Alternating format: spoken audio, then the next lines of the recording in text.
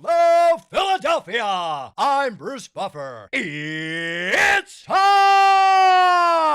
for the Anthony Gorgano Show! Live from the Xfinity studio. Well, good morning, good morning, good morning. Happy Wednesday to all across the Delaware Valley. All right, let's get to the ZACK WHEELER stuff because this is insane. Insane.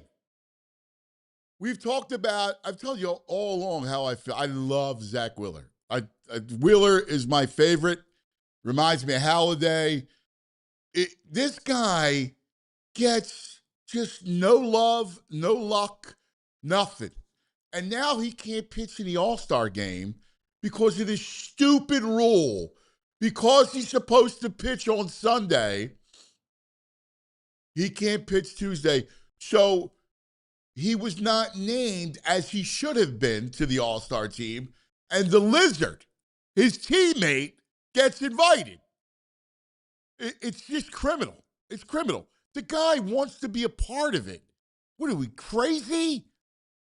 And yet, if you pitch on a Sunday, you know when your bullpen side session is? Tuesday. He can throw an inning. I don't understand it. I feel so badly for him. He went out last night. I knew he would. In fact, I told VG during one of our Bet Parks commercials to take Wheeler because I think Wheeler wins a lot of strikeouts. I didn't expect 14 of them, but he went out and just dominated that Reds team. Completely dominated them. He is it drives me nuts because he hasn't won a Cy Young. His agent was talking about it, how he just gets no love. And he's right. No love whatsoever. The guy donated a rib to the cause. Pitching with a life-threatening situation, right? Comes a rise. We think nothing of it. Comes back early, sands the rib. Comes back early. And, hey, I love Donnie Baseball. The real reason why the Phillies turned things around is because Wheeler was back in the rotation. And listen, is take nothing away from Sanchez, who's having a great year, the whole thing. But Wheeler's always the guy, the consistent guy. Like, you never see Wheeler get touched up for 9 runs and 12 hits. Like, that never happens. He may give up 4 or 5, like, on a bad start. But for the most part, he's 2 or less with, 8 to 10 strikeouts, and that's it every game. And he'd pitch 9 innings if he could. In a world of 6-inning guys who are leaping off the mound and into the shower, ZACK WHEELer is the throwback to Clemens, to Halladay, to Ryan. A big arm, heavy leg. This is what he does. He's a bulldog. And I want to start a ZACK WHEELer movement. This is it's just ridiculous to me that he's not a part of this thing. He's been the Phillies' best pitcher. He might be the greatest. When they got him, that acquisition was one of the greatest in franchise history. I mean, look, this whole run is not possible without ZACK WHEELer. And it would have been a World Series had Topper not taken him out. Sorry, Topper, but I can't. I can't let that go. That's the one. I love Topper, but I can't let that go. That's the one that just was bad. We need to come to rally around Wheeler. We got to rally around Wheeler. Look what he does. Last night, the Reds, that's a good lineup. In a very tight ballpark where the ball flies out, especially when it's hot like it was yesterday. Ball flies out of that yard. And look what he did. Like, they weren't even close to him. He made Ellie De La Cruz look silly twice. on wild swings. I mean, he has 14 Ks, 14 strikeouts. And if this was, 19 or 2005, he's going 9, and he's going to probably finish with 17. That's true. He would have won 130 pitches. He would have struck out 17 guys. That's what would have happened had we not, the whole pitching thing we got to get to too, because guys get pulled with perfect games and everything else. It's absurd. And now there's that stupid rule in the All-Star game. Like, come on, man. The All-Star game's in Philadelphia. Zack Wheeler deserves to be a part of this more than anybody. As much as Bryce, Zack Wheeler deserves to be a part of this. As much as Bryce and Schwarber, Zack Wheeler needs to be a part of this. VG, I freaking hate it. Dude, it's infuriating because, I don't know, Lizard is named because Miz and Skeens were named, but they're, because of the way their rotation lining up, they're not going to pitch in the All-Star game. They still get to partake in the festivities. I don't know why it's Sunday. I'm double checking. It's like, by MLB rule, any pitcher who starts on the final Sunday of the first half is ineligible to pitch in the All-Star game. Just name the guy. We have a clip. There's a clip of him post-game. You feel so sorry for him. And this is about resume building. You look, this guy's made 3 All-Stars. He's been the best pitcher in baseball the last 6 years. He's made 3 All-Star games, no Cy Youngs. Dude, so when no Cy Young. So when people look back, he's a Hall of Fame when pitcher. they look back to vote on his Hall of Fame, they're like, 3 All-Star games, no Cy Youngs. This is a Hall of Fame guy. Right. It's like and ridiculous. The problem is you got to watch Wheeler to appreciate Wheeler. Right. And none of these dudes are watching him. They're all looking at stats. That's it. And when you vote and you look at stats, his stats, because of his awards and recognition, don't seem that great. They don't tell the story of how dominant he is. I know. This is him talking, and it's brutal. The guy's hurt. He just wants to be involved. I felt like that's kind of a reminder, for whoever needs to be reminded. So, it pisses me off, and it's kind of BS. So, if I wasn't necessarily right in there, I wouldn't be saying this. But I feel like I've earned it, and just because I pitch on a certain day doesn't. I mean, that I get. I don't even know the right word, but just because I pitch on a certain day, I can't pitch an All-Star game or even be there or get the recognition for it. They could have did it a few different ways. Maybe put me in. Maybe I didn't necessarily have to get chosen right away, but I feel like I was right there. So maybe they put me in and automatically just shoot me right back out and put somebody else in. There's certain ways to do it, and you figured they would have a clue about it by now, how many All-Star games they've had, and I think it's kind of just a BS rule that just because I pitch on a certain day, I get punished for it, I guess. No, I mean It's like, No, go keep it going. We got I can pitch on Tuesday or whatever it is the game is. I feel fine. The second and third days, which I usually throw my bullpen, so I'd be fine throwing an inning. But it's not even an option, I guess. I mean, he just wants to be included. Crazy. He just wants to be included. This is crazy. Listen to him. Yeah. Listen to him. How long have we been talking about the Wheeler not getting enough love? You've been on it all as long as I can remember. I mean, the dude never gets any kind of acclaim. And in fact, he gets screwed. Yeah. He gets screwed. His story, and like I said, his agent, his story in his home ballpark after what he's been through, and he's throwing like this, it's when you have Skeens and Mizorowski who are healthy and they're just not pitching, but they get the honor. They get it on their resume. They get to be part of the festivities, the celebration. They get to be in the locker room. I'm sure he could be in the locker room, but when you're not part of it, I mean, it just stinks for him. No, he needs to be a part of it. He needs to have his name called out and go out and stand on the baseline. It's ridiculous. It is. It's terrible. It's right. It's so. Oh, it drives me nuts. It drives me insane. There's Jeff Passan. Looks like it all started to me. I mean, everyone's like, what are we doing? Hey, Rich McAteer reposted that. Nice work, Rich. Yeah, yeah. This is terrible. It's just terrible. It's so wrong. I mean, you see the season he's having, and then he does that last night. You know, I mean, if you think about it too, like, think about what Wheeler means to this franchise, right? Think about it. You know, we grouse about, and I get it, losing the Dodgers series. Mm-hmm. Who wasn't able to pitch in that series? Right. Yeah. I mean, Fair point. Like, we talk about how they lost the series. I don't know if Zack Wheeler was able to pitch, maybe they win it. Mm-hmm.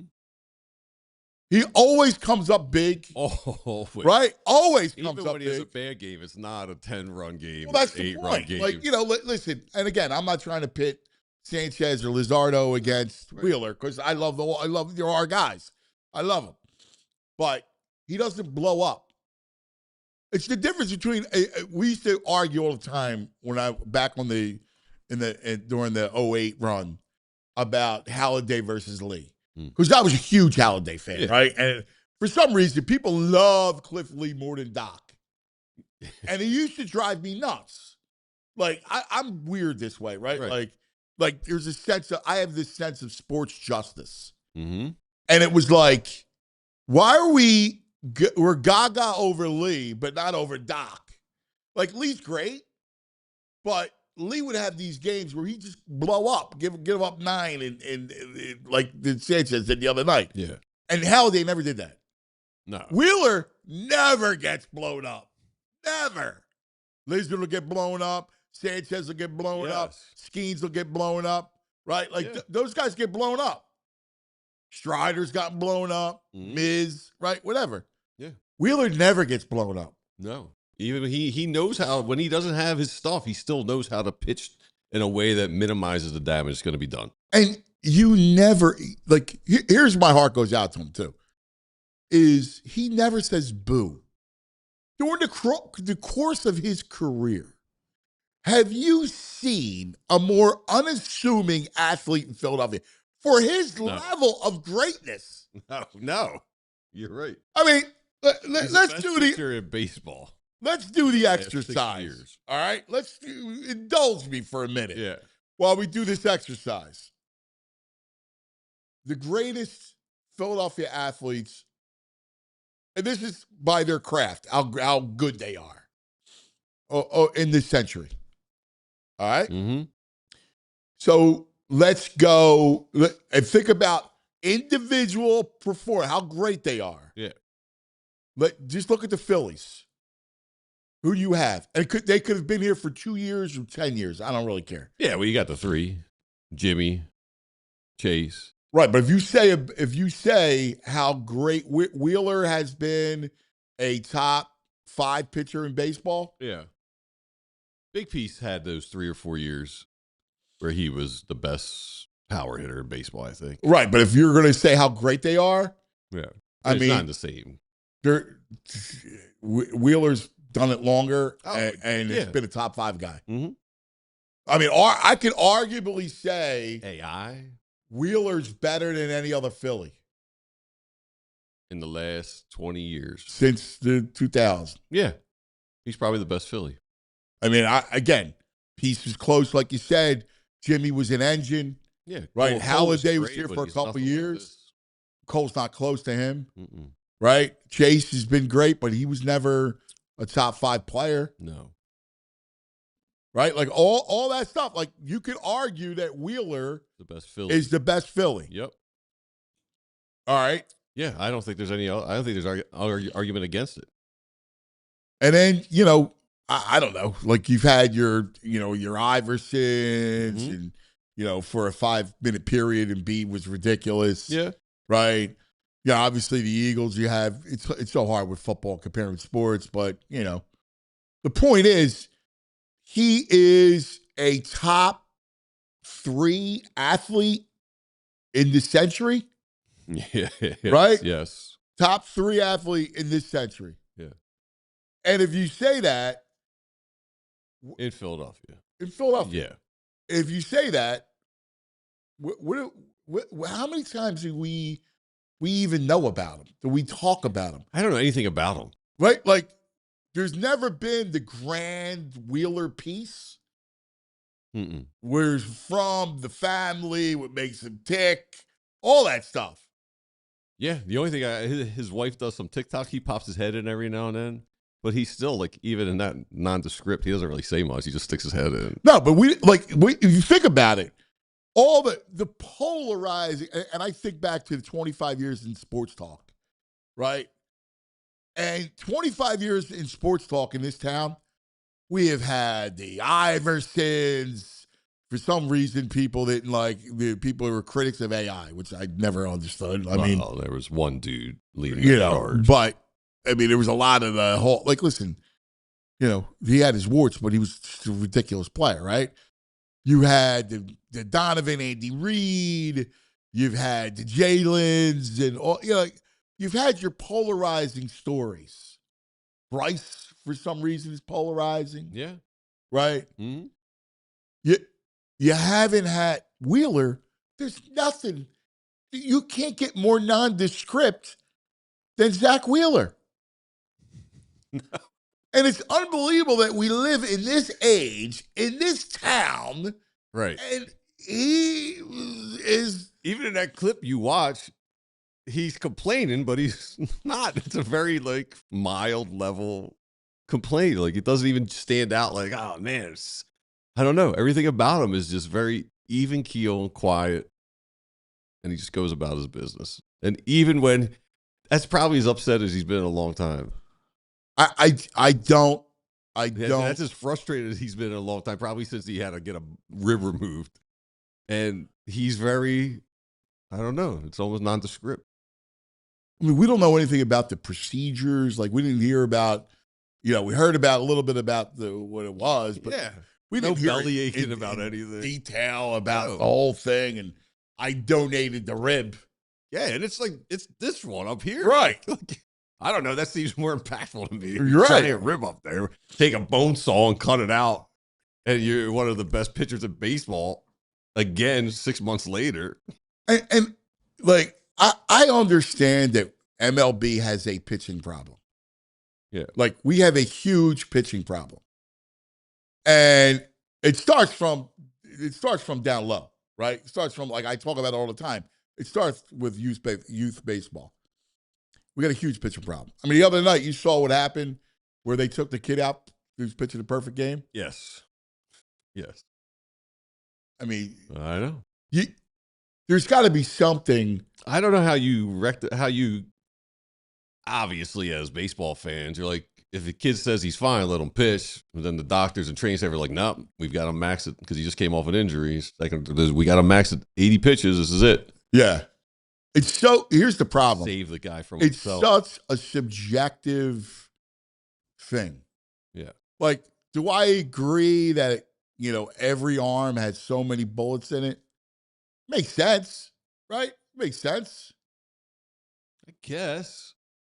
Nowadays, back in the day, it didn't seem as though they're throwing every game. They're throwing 9 innings for, like, Robert Roberts. How many complete games did he have? Dude, those guys have Nolan Ryan officially was like 45. Again, they didn't have the arm action and they weren't thrown with the same velocity. Yeah, but strength and conditioning has also improved. Dude, I get it. I'm trying to even come Yeah. up with an answer for today and how we kind of look at it. Right. But we have, I always thought, well, maybe we baby the arms too much and they need to pitch. They need to throw. Mm-hmm. There was always this case. You remember Ben McDonald? No.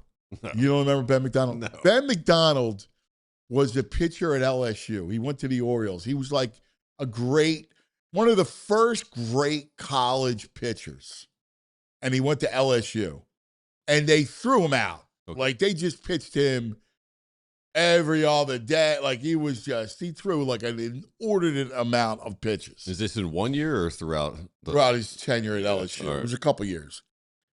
He's a high pick. Mm-hmm. He's prized. Like, he was an ace. And he breaks down. And it all happened, everybody pointed to how he was handled at LSU. Mm-hmm. All right? So, ever since then, it was, all right, well, this is what it is. innings, pitch counts, and everything else. Like we were arguing, who was it? Was saying, was it Corey that we were talking about too? About the concept of we're not going to see guys throw 100 pitches anymore? Might have been Corey earlier this week. Or it was somebody. It was last week. We were talking big picture baseball. I forget what it was. But we were talking about the big picture baseball and the concept of, can you throw, like, are we going to see guys throw like that? And he was like, well, maybe it was South. I forget what it was, but it was, you're not going to see guys throw. We saw guys throw 120, and that got dialed back to 100. So now that's going to get dialed back to 90. Jeez. So in the end, what happens? Like, we got a pitcher problem. Like, at some point, like, guys got to be able to throw. And so Major League Baseball institutes all these crazy rules, like this All-Star Game rule. Like, how could you make a rule like that? I mean, they're grown men. He's aware. Name him the All-Star, and he can say, hey, I just pitched Sunday. I can't pitch on Tuesday. Like, fine. Yeah. Fine. Yes. To have it like a rule. This guy, he could have an ERA of 0. He could have 10 games, an ERA of 0, a whip of 0, and still, you can't be an All-Star because you're pitching on Sunday. Right. It's ridiculous. Right. Like, when you have other guys who are getting named and you know they can't pitch. Right. There's just no hard rule that if they pitch on Saturday, they can't pitch. It's the Sunday. So you know what? Sit him. Don't pitch him on Sunday. Right. Take one game without him to get him in the All-Star game. He deserves it. Throw out a bullpen game on Sunday. It's unbelievable that this is what it is. It's crazy. I mean, Luzardo's. But B, Wheeler, and he knows he's having a much better season than Luzardo. Nothing against the Lizard, right? No, nothing against nice season. But a guy like him, and you're right. What really hurts him is the lack of Cy Young. Yeah. Right? And the lack of All-Star games, which is mind-boggling. 3? How has he made? Go through it. Go through the years. The years that he made them? The years that he didn't make them. Oh. Like, the idea that he didn't make the All-Star team is insane to me. Like, this is driving me nuts. This is a story that because I've been on it for a long time now, and now it's kind of manifested. Right now, it's kind of come home to roost. And so this is going to drive me insane now because it already has been a pain in the ass. I'm annoyed. We're celebrating Philadelphia and baseball. In fact, we got Kevin McGonagall's parents coming in next week, which I'm excited because I want to do a whole big celebration next week of baseball in Philadelphia. I mean, Kevin McGonagall is making the All-Star team. This kid is a couple years from playing in Delaware County on a travel ball team. This kid's coming in. The seasons he's having is unreal. Looks like Cobb, right? And he's making the All-Star team and played in Philadelphia. He's 21 years old. Played right here. Was available when they picked. He's 5 years older than my Anthony. That's wild, right? Could have been in high school at the same time. All right, so 2023, he finishes 6th in Cy Young voting. Does not make the All-Star team. 6th in Cy Young. What was his record? He's 13-6, 3.6 ERA. The year before that, 2022, he's 12-7 with an ERA of 2.82. Does not make the All-Star team. 2.82. Yes. It doesn't make a lot of strikeouts.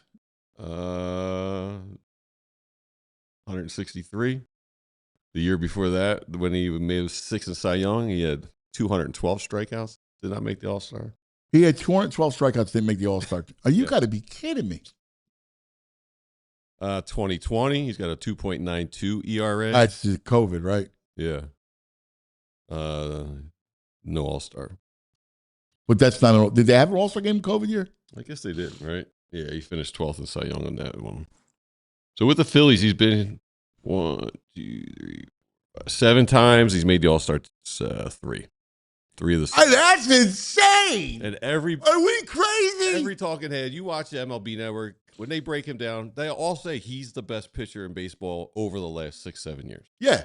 He's made 3. Like, if you ask me, and it's not like they only name 1-2 first basemen. They name a lot of pitchers. I know. Like, if you're asking me who the best pitcher in baseball, to me, it's Wheeler and Scooble. Yeah. But Wheeler's been doing it longer. Scooble's been doing it since what? When did he get? He's 5 years, 6 years in. Is he 6 years? Well, he might be close to it, but I mean, that's where they're looking to trade him. Yeah, I'm just trying to do the math. But if you look at it, Scooble from the left side and Wheeler from the right side. Mm-hmm. Give me a better right-handed pitcher than Zack Wheeler. I got nothing for you. Like, I'm not even trying to do this. Isn't like a hometown type of thing because Luzardo made it. Mm-hmm. This is sports justice. Sports justice.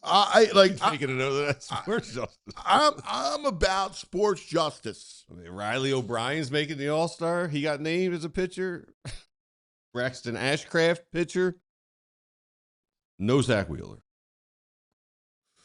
This is where the commissioner's got to step in and say this is nonsense. It's nonsense. It's crazy. Yeah. We're aware that he's not pitching, but he's named an All-Star and he's going to be part of the ceremony and everything. Has to be. You gotta get this is just sports justice.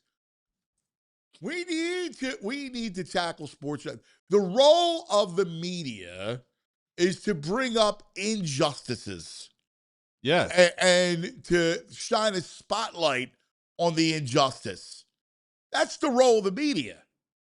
And when I think about sports justice,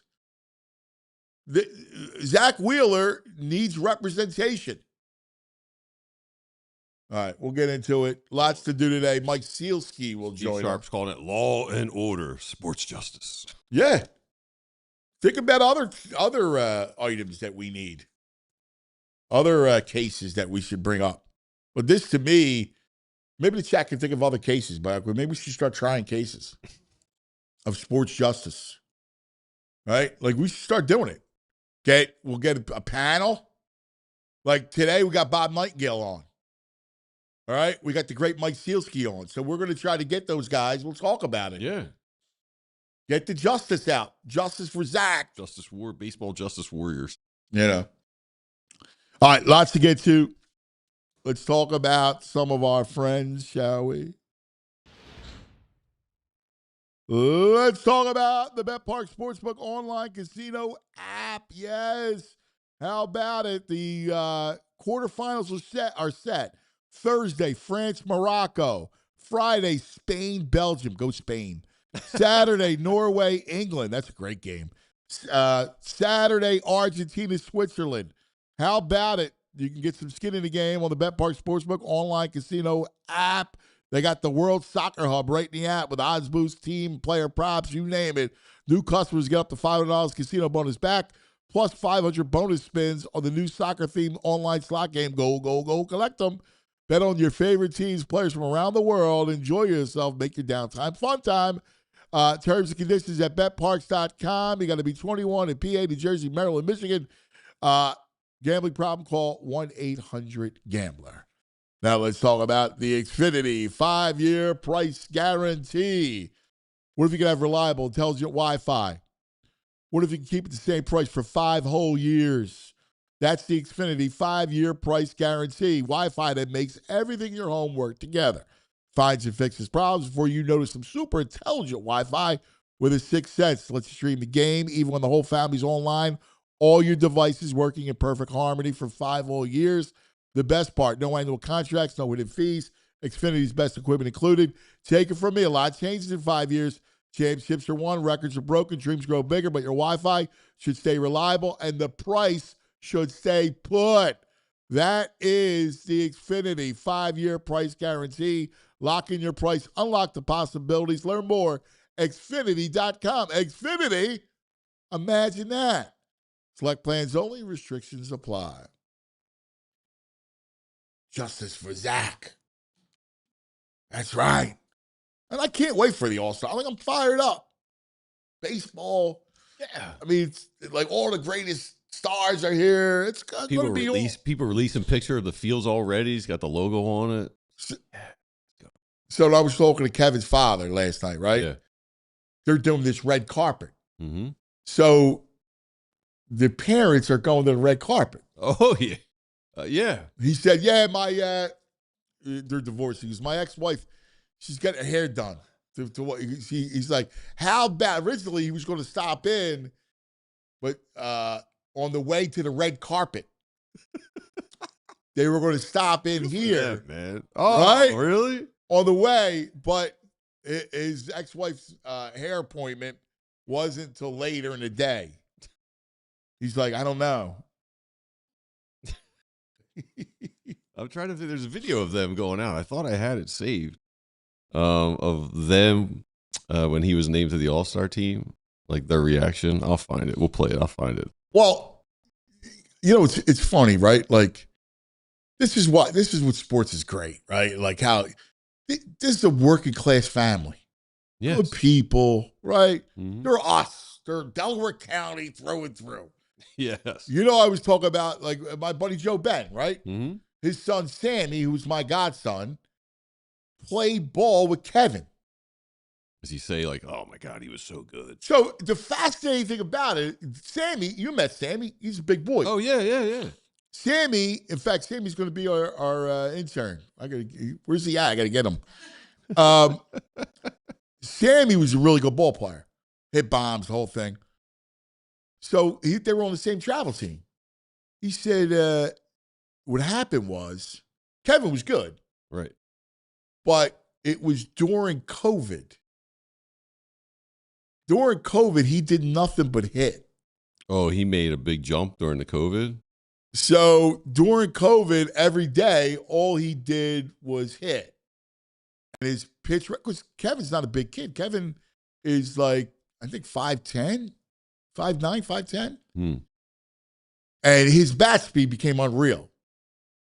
And he said the summer after the COVID, whatever, or the season after the COVID, he just started to rake. And that's when he made this meteoric jump. And it was noticeable. Oh, yeah. Like, they went from being a good ball player to being, oh, my God. Like, I think he was 16. It was 16U. All right. That's when he was 16 when COVID hit. Yeah, like the 16U season. It might have been 15 when COVID hit, but anyway, it was like the 16U season is when he started to just have a huge rise. All right. Which is kind of cool, right? Yeah. Right? Like the whole story What of was he doing? What did he do? just hit Every day. You know, there's something to be said for just hitting every day. Because Piazza, so I remember the stories about Mike. You know, Mike's father had the car dealerships. Yeah. Vince. At Norristown, the whole thing, right? Vince put a cage, was like one of the first guys to put a batting cage in his house. And so I remember talking to Mike when I was covering baseball. Yeah. And Mike was like, yeah, it was the greatest. I would hit all hours of the night. You know, I wake up at 10 o'clock and put the machine on and just hit. And so, you know, remember, he was like a 62nd draft pick, 62nd round. They only had 62 rounds. Yeah, he was drafted as a favor, wasn't he? Yeah, sort the top. Of his dad. Right. So all this talk, he becomes one of the greatest hitters in baseball history because he just hit all the time. And I think Kevin, similarly, just hit. And I think the repetition, I was telling this to Moscow, I go, dude, you just got to hit every day. Right. I need one of these projects to sell so I can put my, I need a cage. I would get a cage. Oh, my God. I would definitely get a cage. Cracking the bat at 3 a.m.? Yes, I would definitely get a cage. I got to get a cage. I need a project to sell to build a cage. Are there places you can get like a gym membership, a 24-hour access? Like no, not for baseball. No. Well, not with Just go hit that. I need to get a machine. Yeah. I gotta get like and it's got to be indoor cage. Right. Yeah, of course. Because you got to do it in the winter. Yeah. You can fire up. Yeah, you can't not be hitting because there's some rain. Right. Got to be inside. I got to do that. Because I told him, I go, dude, if you're going to make it, you got to hit your way there. Well, how's he respond to that? He loves hitting. Yeah. Like, he's got a good feel for the zone. Like he loves hitting. But anyway, Would you be his if he was in a home run derby? Are you his pitcher? what do you think? What do you think? I don't know. What do you mean you don't know? You'd be berating him. Come on, Moss. Too much lift on that one. Come on, flatten it out. I feel like it's time you see a dad coaching aggressively his son in Major League Baseball. No, but that's the point, right? We're talking about this fantastical Perfect, concept. Moss. What are you Right. wasting it for? Perfect. I would do that. We're talking about this fantastical situation. This is real with the McGonigal family. Oh, it's Like, it's real. Yeah. It's a real story. Well, and your son makes his first All-Star game, and it's in Philadelphia. Dude, It's in your backyard. the kid, can I just give you these kids? I just got to look up his stats. His stats are unreal. Like, first of all, it was a big deal that the kid made the team, right? Yeah. Does he hit leadoff now? Yeah, he bats leadoff. In fact, last night against the A's, he had 2 for 4, knocked in a run as a leadoff guy. Look at these numbers for Kevin. He's hitting 287, 7 home runs. He's got an 821 OPS, 32 ribbies. He's walked more than he's struck out. I mean, he's a rookie.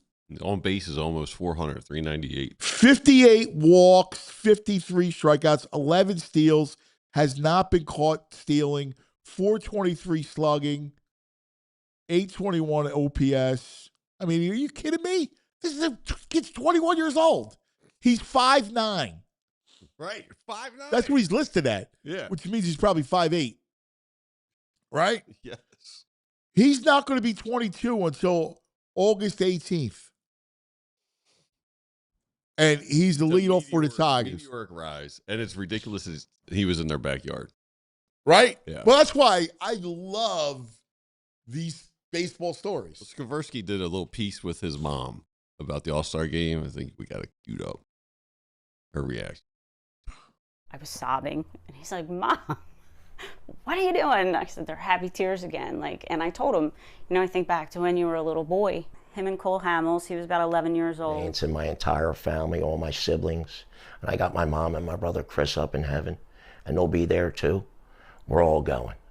And it's going to be special. It's going to be really special. That's how great this feels. Like, he grew up a die-hard Phillies fan. I was sobbing, and he's like, "Mom." Great story. Yeah. I mean, are you kidding me? Yeah.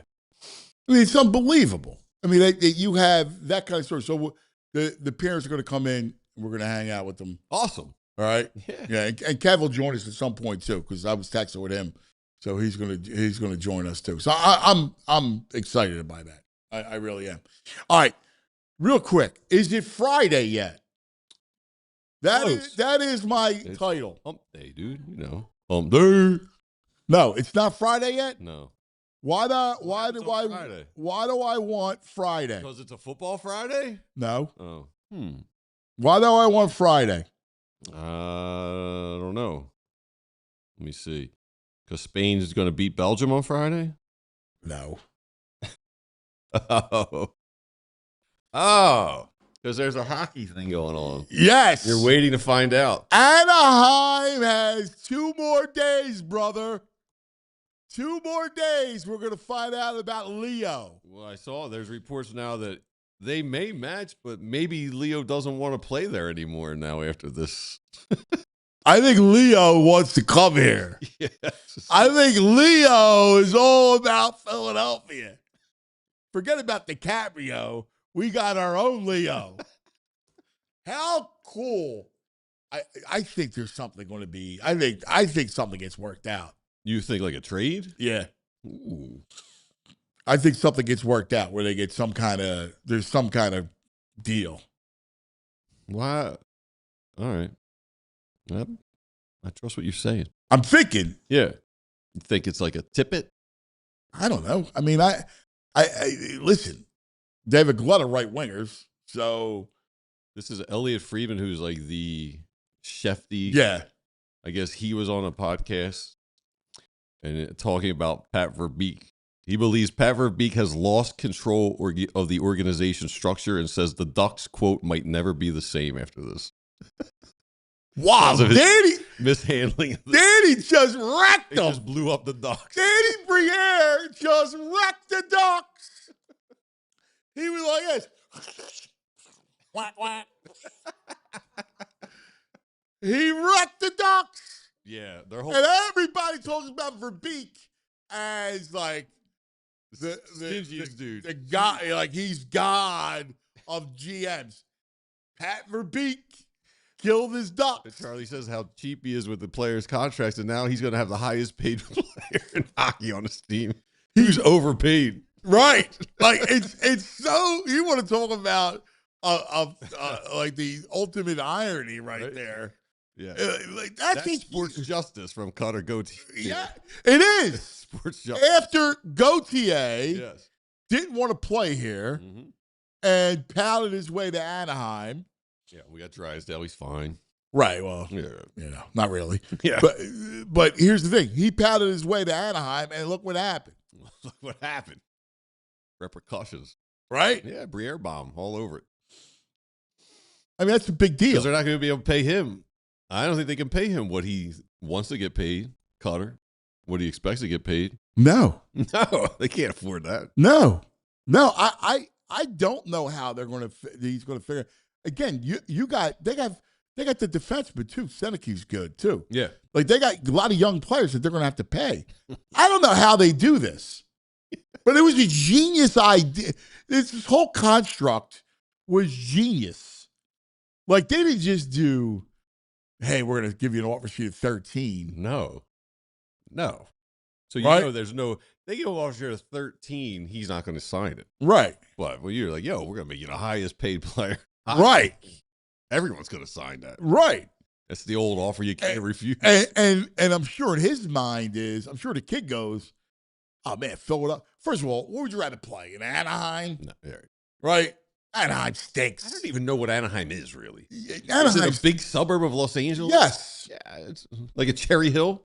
Yes. All right. Yes. Yeah, I've never spent any time in Anaheim. Yeah, Anaheim is, The suburbs. Disneyland place, right? Yes, Disney correct. World, Disneyland. Yeah.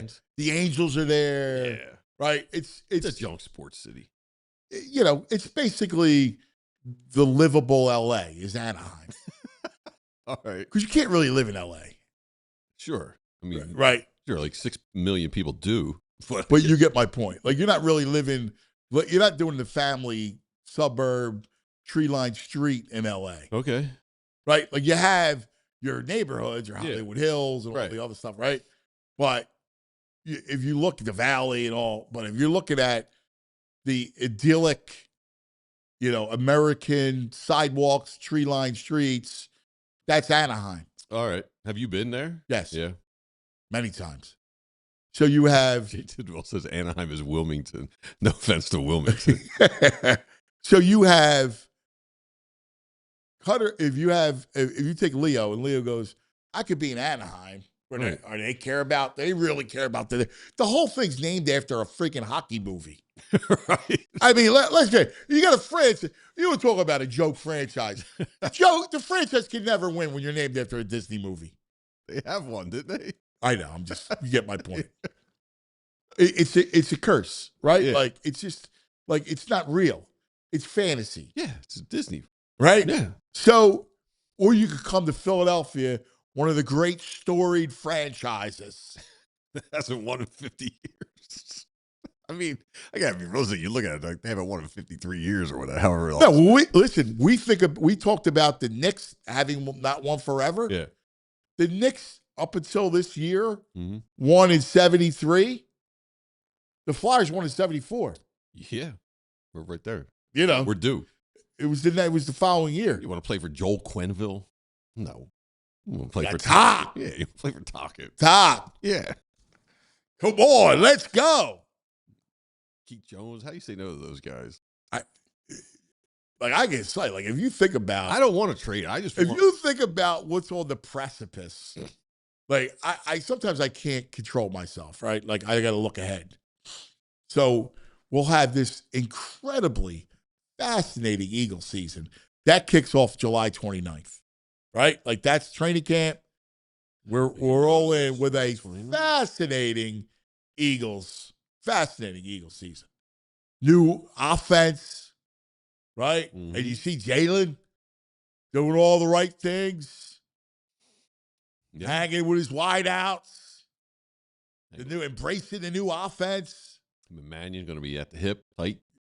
Right? Mm-hmm. Right. So you see defense. I love that defense. So you look at that, you go, oh my God. Right? Look at this. Yeah. Then from there. Hold on, while you're on this, let me say, because ESPN ranked the top rosters of this year in football. Where do you think the Philadelphia Eagles came in? Rosters? Yeah. It's the same team. And the best projected starting lineups. I'll say 5th. 2. Oh, all right. Rams 1, Eagles 2. I love it. Only weakness, safety. Yeah. I again, you know what's funny? I was going to say higher, but I was like, well, 5 is fair. Like 5 is kind of my expectation. I was surprised there were 2. Well, no, when you look at it, like when you actually break down the roster, that's a great nugget, by the way. But if you break down the roster, it makes sense, no? Yeah, the Rams are the Rams, right? Because the Rams have. I think Seahawks. I thought Seahawks would get the love still. Eh. So they got Seahawks 3, Bills 4, and Ravens 5.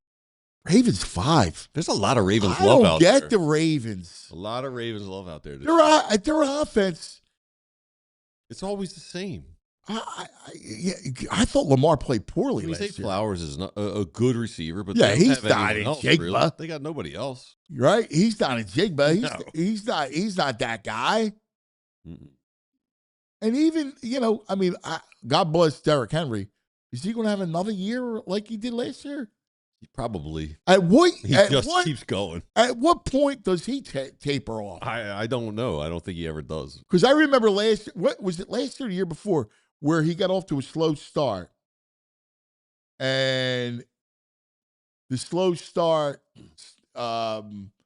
we thought, wow, this is probably the decline. Yeah. Because you always see the beginning of the decline of the running back. And it wasn't. It never is with him. He's like Earl Campbell 2.0. He's just going to keep going. Yeah, but even Earl had a shelf life in his 30s. Yeah, doesn't seem that way. Anyway. Yeah. So we got a fascinating Eagles season. Yep. We'll have Red October. We sure will. We will have the beginning of Jaylen Brown. LeBron. Right? Yeah.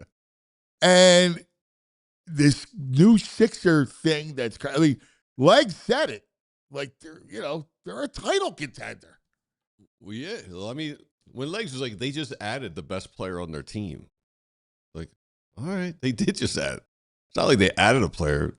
They added someone who's better than everyone else on their team right now. Who does that? For Paul George. I know. I agree. Max, what's his name? He was with Max Kellerman. Bob Myers out there. He did a sit down with Kellerman, I think, and Rich Paul, lining up how the Sixers are the best fit for LeBron. I saw it. Yeah, it was out there doing the work. Funny. It was all this. It was that. Well, that was those two, but then Bob Myers was talking, and he put a lot of pressure on Embiid. He was like, with or without LeBron, this is the best team, best talent Embiid's ever had. So, and he's healthy, so they expect him to show up in shape and ready to go. They said this is his first offseason where he's been healthy for a while. I also think he's trying to hype him up, too, for a possible trade, telling everyone how healthy he is right now. I'll tell you. You know what's funny? I'm wondering whether or not, and it was just Kevin McConaughey's dad just texted. I'm wondering if LeBron's doing, it's almost a soft decision where it's not all the cameras and the big show, talent, but it's like talk about full circle. It's just like the soft decision. Let him wait. Let him hang. Let the media kind of do its thing. And then we'll announce. I wonder when he's going to wait. Because he's already made up his mind. Oh, he knows. And he's just waiting to announce it. When does he announce it?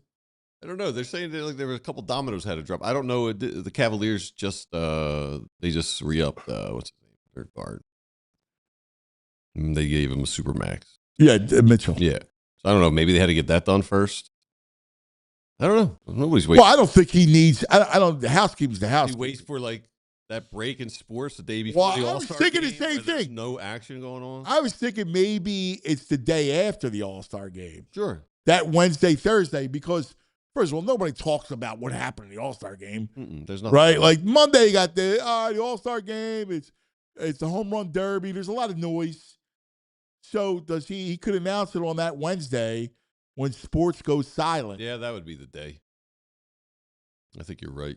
And he announces his intentions. Yeah, Windhorst is talking to the other execs involved, and they're all afraid of Cleveland. I mean, it seems like Cleveland's it. That's where I'm kind of. I as much as I think Philadelphia makes sense, I think he goes back to Cleveland. For the story, it makes sense, and you're probably right for him to win. I think the Sixers do give him the best. Yeah, I agree more than any of them. I mean, look, we went through the rosters with legs yesterday. Yeah, we went through those rosters, and think about it. Miami's got to. I think they're good with Giannis and what's his face? Bam. Center, yeah. Bam. That's fine. That's nice. It's nothing like here. That wouldn't excite me. I mean, you got Kawhi. Who knows? Toronto, right? Right. I think Boston stinks. I think they're done. They just added Paul George, man. I look around, right? You know the Knicks. Listen, it's too hard to repeat. Like, they're not a team that's going to repeat. No, I don't think so. So those are all. They're one of those teams that just. I think Indiana's back. You get Halliburton back. They're going to be good, but they're not like, oh my God, scary. Who knows how he'll be after the injury? It'll be Cleveland. Yeah. The question in the chat. There's been a lot of talk. People are like LeBron in the black throwback.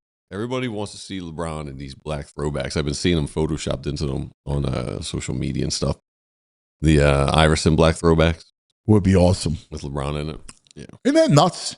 How that became.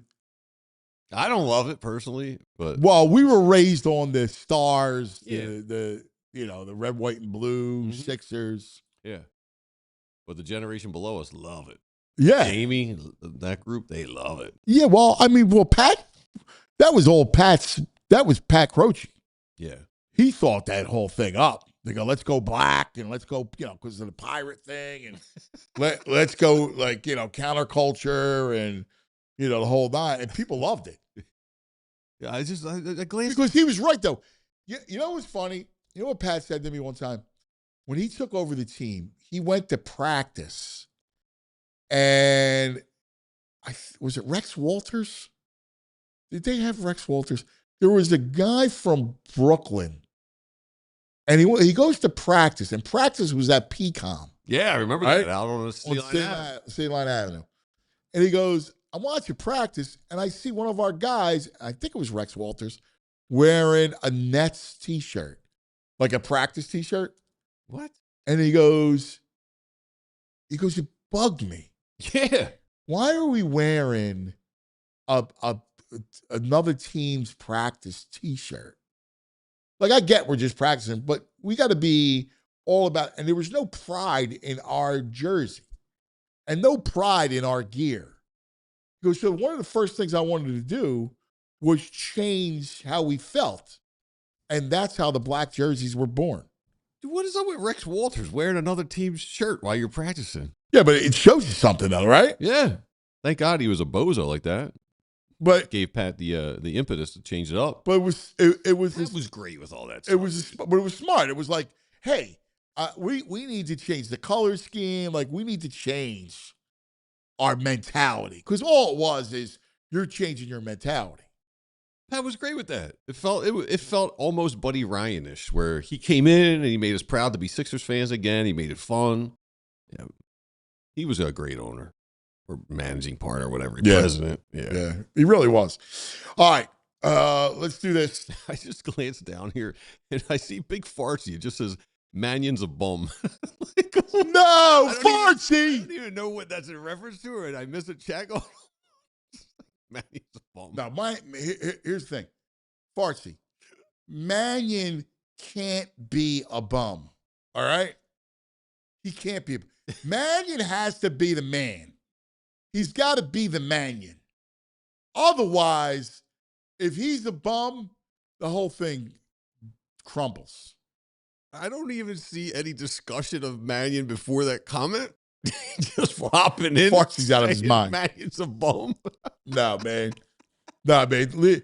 Yeah, I got to believe in Mannion, all right? I believe in Mannion. I have to. The only way this thing works is if Mannion works. Right, Ben? Oh, here they That's come. right. Fresh off the simulator. Look at Ben these knows. guys. Ben knows. Ben, come here. These two golf buddies. Would you go to the simulator? Come here. He doesn't works matter, up a buddy. sweat on the simulator, him and Nick. It doesn't matter. You're not sweaty from the simulator? I'm sweaty from the walk here. Ah. Yeah. Thank you. It- Thank you. If Mannion doesn't work out, the whole thing crumbles. Yeah, I think that goes without saying. Yeah. Because one of our guys just said Mannion's a bum. I said, I can't How have do you it. even I know can't that? How have do you that. even know that Mannion's a bum? We don't know. I don't know a single thing. Farts is just busting stones. Yeah. I think Because in Philadelphia, we always say you're a bum, no matter what. That's part of you gotta Philadelphia. earn it. You got to earn it. That's yeah, part of school. school. Yeah, it's 101 in the He's going to dictionary. Philadelphia Yeah, school. Yep. I'm going to learn how to be a Philadelphia. Element in your repertoire. Yeah. Like, say, that guy's a bum. That guy's a bum. Yeah. See? You know? Uh-huh. A little more anger on the bum. That guy's a bum. Right, yeah, good smile. He's smiling. Yeah. We got Sealski and Bob Nightingale. Mike is coming up next. Sealski, let's go. All right, but first, a word from our friend. I love that.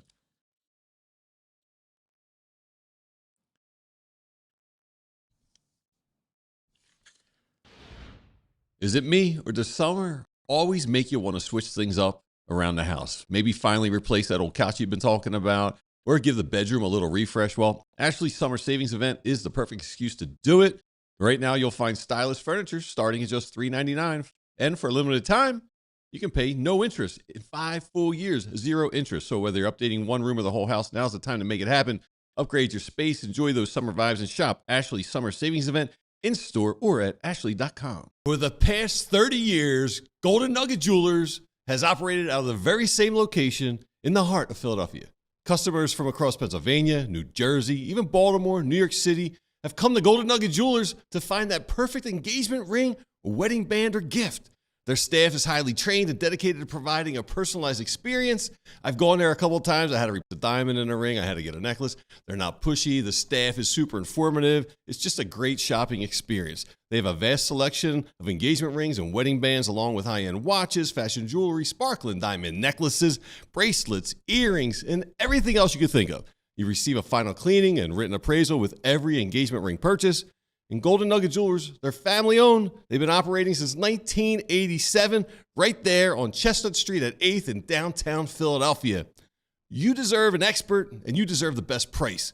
Golden Nugget Jeweler, where Philly gets engaged. Visit goldennuggetjewelry.com. Is it me, or does summer always make you want to switch things up around the house? Maybe finally replace that old couch you've been talking about, or give the bedroom a little refresh? Well, Ashley's summer savings event is the perfect excuse to do it. Right now, you'll find stylish furniture starting at just $399. And for a limited time, you can pay no interest in 5 full years, 0 interest. So whether you're updating one room or the whole house, now's the time to make it happen. Upgrade your space, enjoy those summer vibes, and shop Ashley's summer savings event in store or at ashley.com.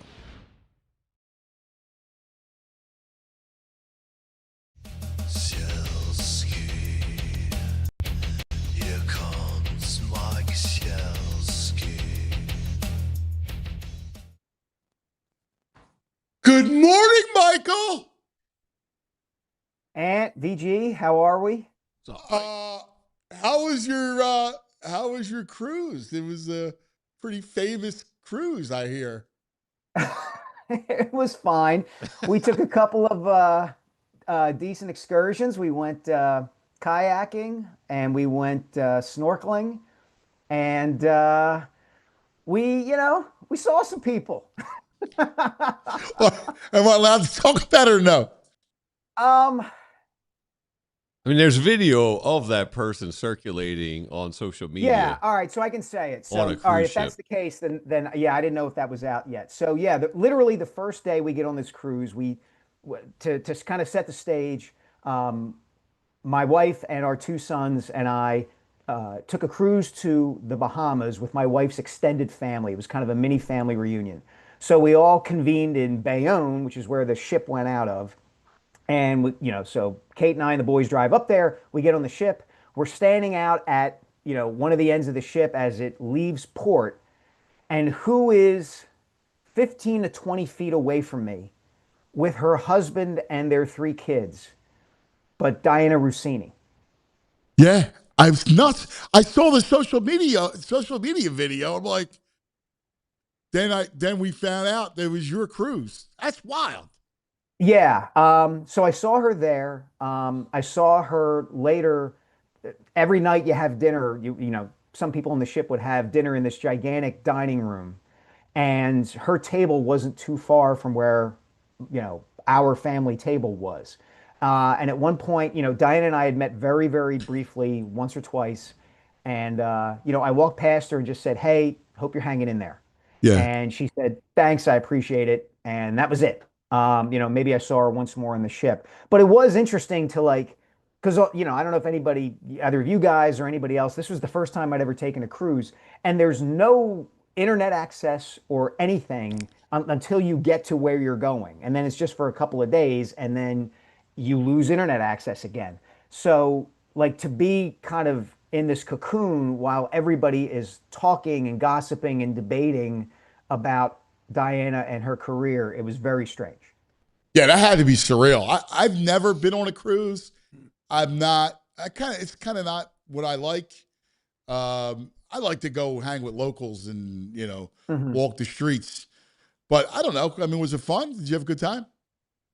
I had a good time for a good bit of it. Similar. I went into it kind of with the same sort of feelings that you did. Never done it before. Didn't know what to expect. The food was amazing. The excursions were great. On the boat, I read a lot when I wasn't spending time with my wife Right. and her family. So yeah, I enjoyed it. It was good I to don't get know away. what else you like. There's no Wi-Fi on the boat? They don't have Wi-Fi? There is Wi-Fi, VG, but you have to pay $30 a day for it. Okay. Yeah, And you don't want to do that. I'm not You're doing on that. vacation. No. No. Yeah, I'm not doing that. No, I So don't then- know. I'd be buying that the minute I'm on. You would? Yeah, I'm not gonna sit on a boat and not have Wi-Fi. No, but You- I would you do know what like they do- I would do like Mike. I would have read like. Yeah, Not for nothing. I I think love it's my favorite thing is to sit in the sun and read. Like I Yeah, can sit in the and- sun all day long and read. Like that's my dream summer.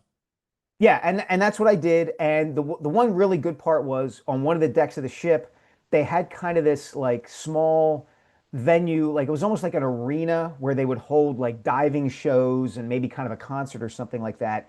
And they had 2 big video boards where they held World Cup watch parties. Oh, good. So out. my That's cool. sons and wife and I went to that. We watched the Argentina. Why am I drawing a blank on the team they could have lost to, the big upset? Cape Verde. Cape Verde, yes, I'm sorry. And so we watched that and got into that, and there was a sports bar nearby, so I could grab a beer while I was watching. And Oh, that's so cool. that was really good. Yeah, That's that was fun. cool. I could see that being a good time. Go watch the game. Yeah, Did you see Yeah, USA? Did you watch USA there? I watched it there, and then watched it the other night, and then ended up writing about it, and spent most of yesterday dealing with emails and social media posts about what I wrote about the match and President Trump's insertion of himself into the whole thing. So that was fun. Yeah, I can imagine. Listen, I'm with you. We got a lot to cover with you, and because there's so much has happened. Like you went on a cruise, and the Sixers changed their entire franchise. They're missing. The Flyers went out talking about trying to hook the big fish right? The whole thing. But I want to start with Zack Wheeler. And this whole, first of all, I was thinking about this since this century, since 2000. You could make an argument that Zack Wheeler is the top 3 player of any sport in this town. You could make the argument he's the best Philly of the century. He's done it longer than, Howard, as dominant as Peace was. Mm-hmm. Even he's been better than Utley as a pitcher if you look at it, the whole thing. Yet he gets no fanfare. And in fact, he's getting royally screwed. The All-Star game, this whole rule is nonsense. The fact that he wasn't named to it, and all this is going to hurt his credentials as the Hall of Famer, which I think he is. And they're going to say he hasn't won a Cy Young, and he's only been in the All-Star game 3 of his 7 years in Philadelphia. So I could not agree with you more. We are totally underselling and not talking enough about the fact that he came back from this surgery that threatened his career, this thoracic outlet syndrome that threatened, it raised the possibility he might never pitch again.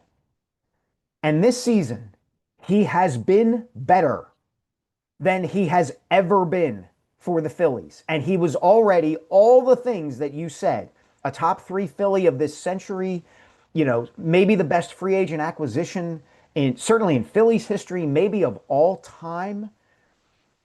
I don't understand how he can't be on the All-Star team. Like, this is, if President Trump wants to insert himself into an injustice, do it here, man. Like, this is ridiculous.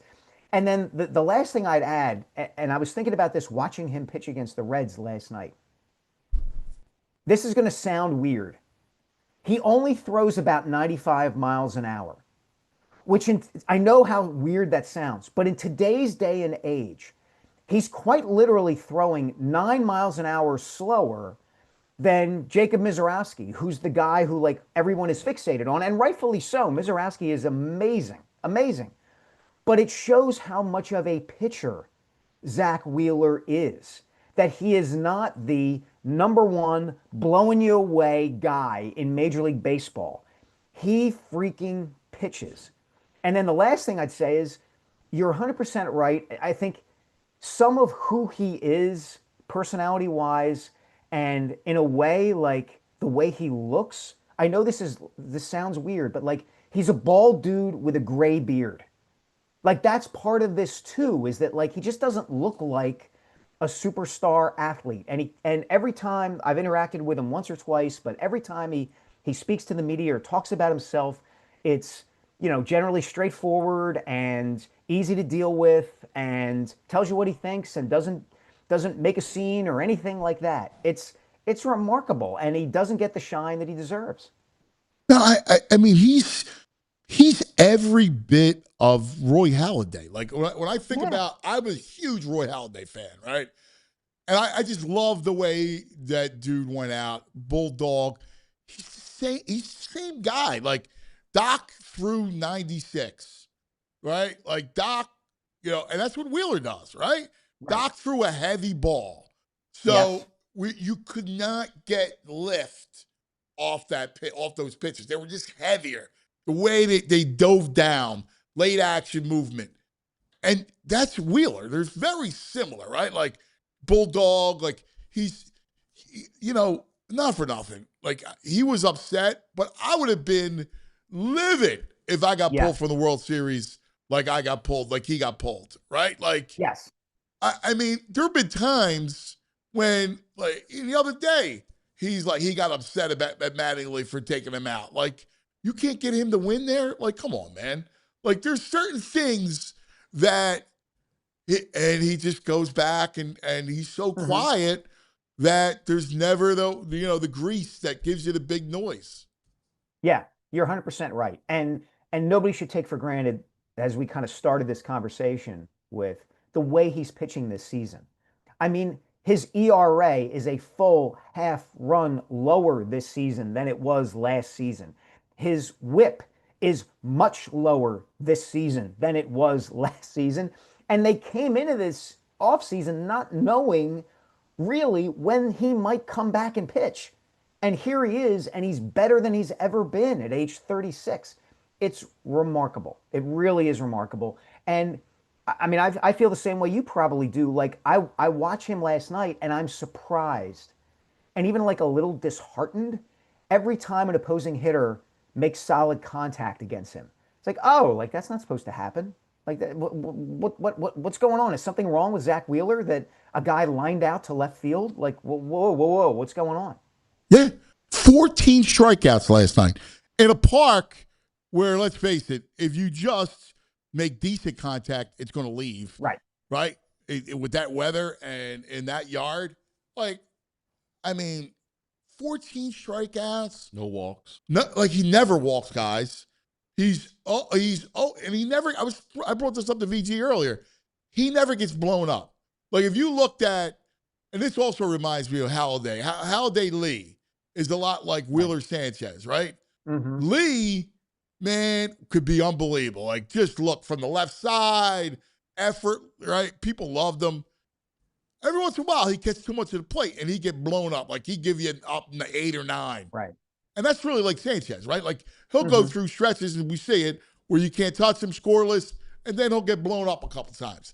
Like, that's kind of the MO, whereas Wheeler's not. Like, Wheeler and Halladay, where they never, like, Wheeler never gets blown up, never gives up 7, right? Like, the most, he might get a hit with maybe a home run ball or 2, and he gives up 4 runs. Like, that's usually the cap of it. Yeah, you're right. And it's what's going to make September and October fascinating, right? Because you referenced, Game 6 in the 2022 World Series. And I was there that night, and I wrote that night, Rob Thompson, great manager, made a mistake. Should have left Zack Wheeler in that game. Wheeler was not getting hit hard. The Astros had put 2 runners on. One of them was a bad hit by pitch, like the guy kind of leaned into an inside pitch, and the other one was a ground single that just happened to sneak through the infield. Like, Wheeler was not pitching, he was not tiring, and Thompson should have left him in that game. Fast forward 2 years to 2024, where they take him out after 8 innings in Game 1 against the Mets, and the bullpen blows it up, in that game, and they lose Game 1 and go on to lose the series. What is Don Mattingly going to do in October when Zack Wheeler is rolling through an opposing lineup, and it's the 7th inning and it's the 8th inning? Are you going to leave him in there and let him go? Because if you're not going to do it now with him at age 36 pitching the way he is, when are you going to do it? Yeah. And he's earned the right. He has earned the right to win or lose that game, a game of that magnitude, on his terms. I'm with you. You know what? You know what's interesting? We forget that Wheeler didn't pitch against the Dodgers. Like, that was an even series, and you didn't even have Wheeler to pitch. Right? Imagine that helps the bullpen. If Wheeler is healthy and doesn't have the clot, like, what that meant for the rotation, that you would have had Wheeler go, right? Start Game 1. I mean, it's we forget all that. I mean, The trickle down the trickle down of his excellence, it affects everybody else. All of a sudden, Christopher Sanchez, for instance, is pitching against a lesser starter whenever he goes than he would be as the number 1 guy in the rotation. And nothing against Christopher Sanchez, who's been amazing. The start the other day notwithstanding. But the trickle down effect of that is huge. Yeah. All right, one last baseball note.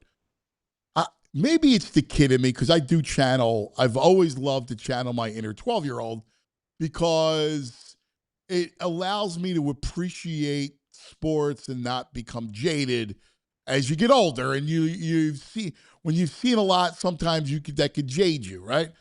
So I look at the All-Star game, and all that Wheeler nonsense aside, I love it.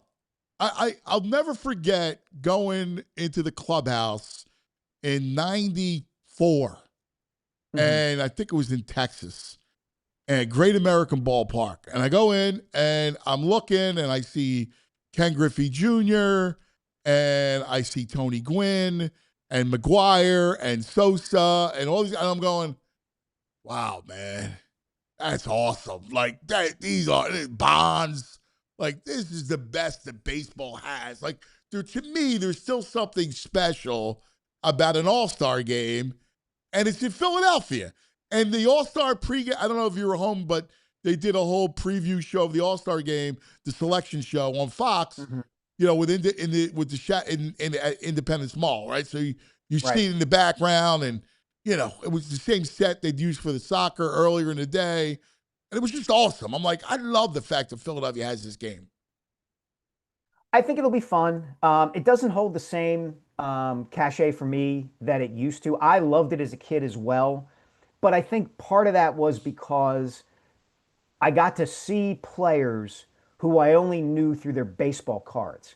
Like I finally got to watch whoever made whoever the Seattle Mariners rep was in the All-Star game. Like I finally got to see that guy who existed to me only in the newspaper and on the baseball cards I collected. And I've covered a bunch of All-Star games too. It's always cool at the media day when these guys are, behind these tables and talking, and you can see the respect they have for one another. But I miss the days when there was more of a competitiveness to it because, it was American League pride versus National League pride. Yeah, there was no interleague. Yeah, there was no interleague play. And I do miss the whole novelty of, I'm seeing guys who I haven't seen in a long time. And I know how old that makes me sound. I get it. But look, it's going to be great next Tuesday. And I'm going to be there for Media Day on Monday. I'm looking forward to that, But it'll be cool. It's just not quite what it once was. Yeah, I don't know. I like to create romance novels with sports. I do. I get it. It's the way that I get it keeps my love alive. So I like, the sport of baseball. Like to me, I want to do a whole celebration over the course of the next week of the love affair of baseball in Philadelphia and what it's about. Like, let's examine it from that standpoint. I'm with you. Like, the problem is it did get too corporate in that, like, when I was talking about covering those games, like the first time I covered an All-Star game, there was no tables. Like, you walked into the clubhouse, and every star was there. Yeah. And and I was covering the game, so I knew everybody, right? Like, there's Maddox and Glavine and Smoltz and McGriff from the Braves, and there's this guy, that guy. And you just wandered up and down the clubhouse, just kind of shooting the breeze with everybody. Yeah, I mean, that's always been the fun of covering baseball, is that you could do that. You could walk into the clubhouse and there they are, all splayed out in front of you, and nobody's running to hide, and nobody's doing a media availability on a dais once a week or something like that. You get to know those guys better than you do in any other sport. I haven't been around the Phillies as much in recent years as I have the Eagles or the Flyers or the Sixers. So, I don't know those guys as well as you did back in the day, or even as well as I did 10 or 15 years ago. But it'll be fun next week. It always is. And I do. There are moments in these All-Star games that do stand out to me in my mind's eye, in my memory. Like I can remember Fred Lynn hitting the grand slam in '83, first grand slam in All-Star history. Fred Lynn was the first. He was the first glove I ever had. Wow, Freddie Lynn model. And then the next year, Dwight Gooden is a rookie and he strikes out the side. And it's like, whoa, oh my God. Yeah, that was unbelievable. That was ridiculous. Things. But then you fast forward to like 2002, and it's like the game's ending in a tie because Bud Selig that was weak. Wait for it anymore. It's like, come on. All right, let's move over to Sixers, and it's amazing. I wrote a column about it, the 34-day process, and Mike Gansey undid the Eels' mistakes and didn't lose a single game on purpose. Shows you what some creative thinking can do. I give him all the credit in the world for pulling this off. I think Dave Murphy had a really good column today. I don't know if you guys saw it, where he basically said, like, this could be one of those trades. It's a win-win for both the Sixers and the Celtics, where, like, okay, he laid out why the Celtics would want to do this, but it's obvious. I disagreed with Murph about that. We talked about that. Yeah. Okay. Yeah. But I mean, I look at it like, this is amazing for the Sixers. This has the potential to win. Right. It revitalized. Look, Jaylen Brown is a fit. He was the perfect fit for what they needed alongside Tyrese Maxey and VJ Edgecombe and whatever version of Joel Embiid you're going to get. And he's a smart guy. He's going to, it's going to be interesting. I think there are going to be times people here are going to respond very positively to him. I think there are going to be times where he goes on Twitch and says some stuff and people are going to go, what the heck's going on here? But from a basketball standpoint, Mike Gansey and Bob Myers revitalized the Sixers in a month. Now, I had just been talking on a video for The Inquirer about how the Flyers had overtaken the Sixers in terms of popularity and interest and the feeling that they were moving forward. Well, the Sixers caught up pretty quick. Yeah. I mean, you start to look at it. I mean, it's exciting. I had legs on yesterday and we were talking about it's going to be interesting to see how they play with Embiid because, everywhere else you're playing fast, right? Like it's Maxey, it's Brown, it's Edgecombe. Even Dean Wade's going to get up and down the floor and try to play D. And Joel is going to have to embrace the role of kind of part-time, kind of role player, right? Like, there's going to be times when you're not the focal part of the offense. There'll be times when he is, because you can't count on him for the long haul of the playoffs, you have to have a style to play without him. Correct. And it's similar actually to, I mean, not in terms of talent, but certainly in terms of style that you're talking about. It's similar to what he experienced in the Olympics in Paris 2 years ago, where like you could see. That's a great point. When he was on the floor, everything kind of slowed down, especially when they threw him the ball on the post. Meanwhile, LeBron, even at 40, was getting up and down, and Steph and KD were getting up and down, and they were that team won because it could play pretty much any style it needed to, and it ended up beating Serbia in the semis because Joel they could get the ball to Joel, and Joel outplayed Jokic for that second half of that game. But yeah, he talked then about the need to defer more and to rely on his teammates more. And that was when he had Maxey and nobody knew what it was going to look like with Paul George. Now you have Jaylen Brown, who's younger and better than Paul George. You have Maxey 2 years on, bigger, stronger, a better player. You have VJ Edgecombe, who's developing. Joel's going to have to reconcile himself to this new reality. Because if he continues to try to be the focal point of everything, it's going to create problems. Yeah, he's been oddly quiet, right? Like, not a peep on social media, nothing. It's been oddly quiet. I don't think they move him, but I mean, who knows if you could. I brought this up to Legs yesterday. I would talk to Detroit and see if Detroit would have any kind of interest because, like, here you were last year, you were a 1 seed, and you got bounced early, and you really struggled in that you couldn't play a certain way.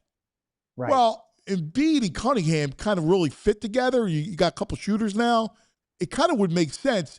Jalen Duren fell completely out of favor, right? Like, was benched in the playoffs. I mean, maybe they want to take a flyer on Embiid, and you bring the kid back home. He's already here working out of Temple. Yeah, the conflict, the question I would have is, Detroit's built itself back up again and is a legit contender now. And the lesson of the Knicks and the lesson of the teams that have been excellent over the last few years, whether you're talking about Oklahoma City or Indiana, when it made that run to the finals, is you need to build a complete team now. You need to have depth. It's not just we have this one guy, Joel or Luka or Jokic, and we're going to ride him and 2 other superstars to a title. And I want, if you go and get Joel, are you breaking from that trend that it seems like the rest of the league is heading towards? Because it looks to me like the Sixers are heading that way, right? Like now they have some depth. And, they've built their bench up, and now they have 3 or 4 guys in their starting lineup who can do different things. And, is a team going to take a flyer on a Joel Embiid, who is the consummate example of, I mean, I don't think it's, and we're all going to orbit around. Yeah, I agree with you. I don't think it's a, I don't, listen, it's pie in the sky. And if I'm Detroit, I don't do it. I mean, quite frankly. But I'm just talking about a potential marriage. He's been quiet. Right. That maybe this is a possibility. The only thing is, it's also all about how you're handling your cap situation, your contracts, right? Like it's really not any like the Sixers aren't any different. They just have Jaylen Brown, Simons, Wade. I even like Love better than Oubre and Grimes and George, right? Yes. It's just it's Ganji's coming at it from a basketball standpoint, like as opposed to Morey, who was more star driven, and then I'll fill in the rest. A lot of analytics, and their cost structure is the same. It's just he's rotated. In fact, you upgraded with Jaylen Brown and Paul George. Right. And here's the other factor that's worth mentioning. I had someone, within the league circles tell me this after, when the process was going on before they hired Ganzi, which is Bob Myers has the credibility and the willingness to go to Joel Embiid and say, dude, get on board here. I've been around Steph Curry. I've been around Klay Thompson. I've been around Kevin Durant. I am respected around this league. Get on board because this is the train we're going to. Stop with the nonsense. Let's do it. That's a great point. You're right. He's got the gravitas to make that call because it's like, yo, dude, you're at the end. Like the days of you, and part of the problem that the Sixers had from an ownership level and an upper management level was they completely kowtowed to Embiid and Simmons before that. Yes. But they completely turned the franchise over. I mean, Joe staying at Mike Rubin's place in New York, and they're all like, if you're Embiid, you were empowered at the highest level. So, I guess you would feel that way. Right. Now, watch this segue that I'm going to pull off here. What they did, the Sixers, in empowering, as you said, Joel Embiid and Ben Simmons too early, is the opposite of what the Flyers have done with Matvei Mishkov. And now we see kind of what the Flyers are trying to do and kind of the long-term view and the short-term view, and it's very, very interesting. So I love the segue. In fact, I said to ask VG, I said the same thing. I used the same parallel as the Flyers are not making the same mistake that the Sixers did with Embiid and Simmons. Remember that? I remember it. I don't like this Michkov slander going on right now. He's right, though. No, there's no slander. I'm not slandering the kid at all. Yeah, you're inferring that he needs this tough love. Yeah, he does. He's 21 years old. He clearly needed some tough love. Watch him play. He's an incredibly gifted player. And I still believe he has a chance to be a great player. But he needed some tough love. That's okay. He needed it his first year from John Tortorella. He needed it his second year from Rick Tocchet and everybody else in the organization. And that's all part of the rite of passage of being a young player. Right? We'll see if it works. We'll see. But I'm completely with you. I don't understand the Michkov stuff. Like I get it. They tried him on the left side, and he probably stayed with it too long. But man, they got so many right wingers that you're looking for something that maybe would have been a good fit on the left side. I get it. It didn't work out. But all this talk about, Michkov's been persecuted, I mean, stop. Look, we know what this is, guys. This is the Flyers had been irrelevant for 10 years. They hadn't produced a true homegrown superstar, since Claude Giroux, and there were Giroux's, time in Philly was up and down. There were times he was not at the level of some of the elite in the NHL, as great as he was for most of his career. And this kid was billed to be the savior. And they made a bold move to go get him. And Flyers fans were experiencing post-traumatic stress at some level. And they saw Michkov as the savior to all that ailed them. And they couldn't understand or bring themselves to understand why the organization was handling him the way that it was. Yeah. They see that and they believe like he was a savior, but they also see there are numbers out there and stats, I know you don't want to hear it, that say he's very efficient. When he's on there, he's an efficient offensive player. He generates more chances. He's getting reduced ice time.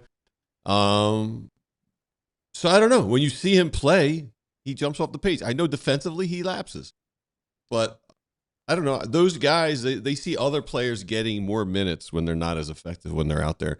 So I understand and sympathize with those Michkov supporters, the diehards. Yeah, I guess. I mean, I think there's also a counterintuitive case to be made that he's more effective because his ice time is being limited to a certain degree. It's like it's similar to the Charlie Manuel saying that some guys are just 350 to 400 at bat guys. And if you give them more, then the weaknesses that they have start to show themselves more frequently. And you understand why they're not everyday players. I think some of that principle applies to a young player like Michkov, where if you leave him out there, and give him all this ice time, the weaknesses in his game and the mistakes that he is making start to manifest themselves more frequently. And all of a sudden, you lose a game or two or three because this kid isn't doing what needs to be done in an all-around game. All right, here we got a live feedback from Eddie Wright. Michkov had the same points as Tippett in less games and less time on ice.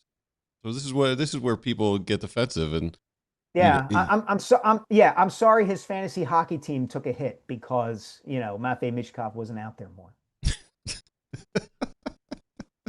Yeah, I listen. I'm with you. I've said this before. I also think there's an impact in the room that people don't see. Like right. you're not in the room. You're not behind the scenes and see how other players view him. And having separate rules for Michkov does not do you any favors with the rest of your team. Especially in hockey, you really run a risk when you reward a player who is not doing the things that everybody else in the locker room knows he has to do to help you win. It's not just about the points. It's not. Yeah, you have to, like, that's the one area where, you got to be in the room. Like, you got to know the dynamic. Like, listen, you know how a team is. When you got a kid that's not from here, and that matters, and has a distinct style, right? And you got a bunch of North American kids, and you got a guy with a distinct style that's a little selfish, that doesn't play well in the room. Like, you got to assimilate more before you give him the keys to the store, or else you're going to ruin him from within. Right, and he's only 20 or 21. That's the other thing. Well, that's the there are going to be there are going to be outstanding rookies who are mature beyond their years in every sport, and in those situations, you can say, all right, look, we're going to leave this kid out there because he can handle it, and he is showing the right thing. He's showing even at this young age that he does the right things or wants to do the right things. Not every 20 or 21-year-old phenom is like that. And you have to be willing to mold them and shape them and show them the right way to do things early in their career. Because if you don't, the light's not suddenly going to pop on, 5, 6, 7 years into the league. No, that's the truth. And, listen, he turns out to be a Ovechkin. Yeah, do what you want, right? Or a Ovechkin light. Go ahead. You're a veteran. You do what you want. We're going to let you linger and go take 4-minute power. You got a 4-minute power play. Go ahead. You can stay on the ice for the whole time. But you got to get to that point. Like, you got to put the work in to get to that point. So I agree. Let's go to the big story and Danny Briere getting Leo on the big offer sheet. All of a sudden, Pat Verbeek is losing control. What do you think, brother? Hey, man, they pushed all their chips in and they made the guy across the poker table make a decision. This is what this comes down to, right? Anaheim runs its organization from an ownership standpoint in a certain way. They don't really want to spend money. They have a number of good young players who they're going to have to pay. And now by doing this, Briere and the Flyers have made the Ducks make a choice. Do we match this and go outside our comfort zone and our way of doing business and pay this 21-year-old, centerpiece of our team all this money? Or and then sacrifice somebody else who we can't get, who we can't keep because we have to keep Carlson? Or do they say, you know, we can't do it. We don't want to do it. You know, it's a brilliant move. I think it continues the pattern that the Flyers have shown since Briere and Jones took over, which is we are willing to do creative things and daring bold things in the name of not tanking. If you're not going to tank, if you're not going to say we're just going to lose to get the number 1 overall pick and get a Connor Bedard or a transformational player with the number 1 or number 2 overall pick, then you've got to find ways to get high-end talent in other ways. And they did it in going after Zegras. They did it in, out of necessity because, Cutter Gauthier didn't want to play for them, so they go get, Jamie Drysdale, and we'll see how good he turns out to be. But they're doing it here. This kid is 21. It's a move for now, and it's a move for the future. And if it works out in their favor, boy, it is a chance to be really, really good. I know. I mean, I'm looking excited because if it works out in their favor and they get Leo, I mean, that kid, you look at his projection, he's 21. He's 6'3". Right now, he's, mid 1C in the league? Yeah. A mid at 21. At 21? At 21. Yeah. With that size? Right. And you don't make a move like this unless, you would hope, you've done your due diligence and your homework on the kids. Make up what you think he's going to be at 22, 23, 24, 25. And you kind of see now, I mean, I was hearing from Flyers fans up until I left on vacation. Why aren't they doing anything? What are they waiting for? All these other moves are happening and happening. Okay, but, they had a number of young guys who they liked, who they've decided now to keep, right? Like you've got a goalie in Vladar, and they even gave themselves an out with that contract extension. If he turns out not to be the goaltender that he showed he might be this season. They signed Tyson Forrester to, a really good, reasonable contract for the player that he is and could yet be. They're building a core here, and Carlson, they determined, could be part of it. So, okay, don't go make the splashy moves. This isn't the Flyers of the 90s and the early 2000s before there was a salary cap, and Ed Snyder's bag of money could cover up any mistake that Bob Clark and Paul Holmgren had to make. You're not living in that world anymore. No, I'm with you, brother. It's kind of, the whole thing's really exciting. I brought it up earlier. It's hard not to look forward because you're going to have the Eagles starting a very fascinating season with Mannion, the new offense. You're going to have Red October, and then the start of Flyers and Sixers. You're going to want to be in on the beginning. So, it's going to be a big back half of the year. Yeah, I think it speaks to the competitiveness within the market. Yeah. And I think it speaks to what Philadelphia is as a sports market. Why I love working here, because if you work here, if you're here every day, whether you are a fan, whether you are Dan Hilferty or John Middleton or Jeffrey Lurie, the place is different. The need to win here matters so much compared to so many other markets around America. And it's driving what you're seeing from these organizations. And I feel like, it took the Sixers a while to catch up to that. It really did. To kind of reach the level with what Gansey has done the last few weeks that the Eagles had been showing for a while, or that Middleton had been showing for a while with the Phillies, or that the Flyers have finally gotten to the position where they can show it. Yeah. Where they've cleared some decks and are finally able to make some of these moves. And now the Sixers have kind of caught up and caught on to this. And it's really cool. It is. It's a blast. My brother, so you want to do next week? Or we want to talk about your column?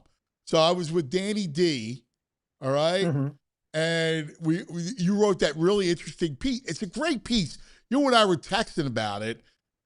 With the public league versus the Catholic league and the whole ramifications. I think it's a really good kind of roundtable type of thing. So okay. I would love to chop that up. You and Danny, who's now he's the AD at Penn Charter. So he's out. Since he's in Iraq, he's out of it. So right, yeah, he's got no dog in the fight. So I think it'd be a great roundtable. I think it'd be awesome. Yeah, I'm actually free next Wednesday. So, perfect. Come in and we can get the beer. Perfect. Yeah, that sounds great. That sounds great. And also, I wanted to say this to you guys. I had a big piece drop today about Meg Kane.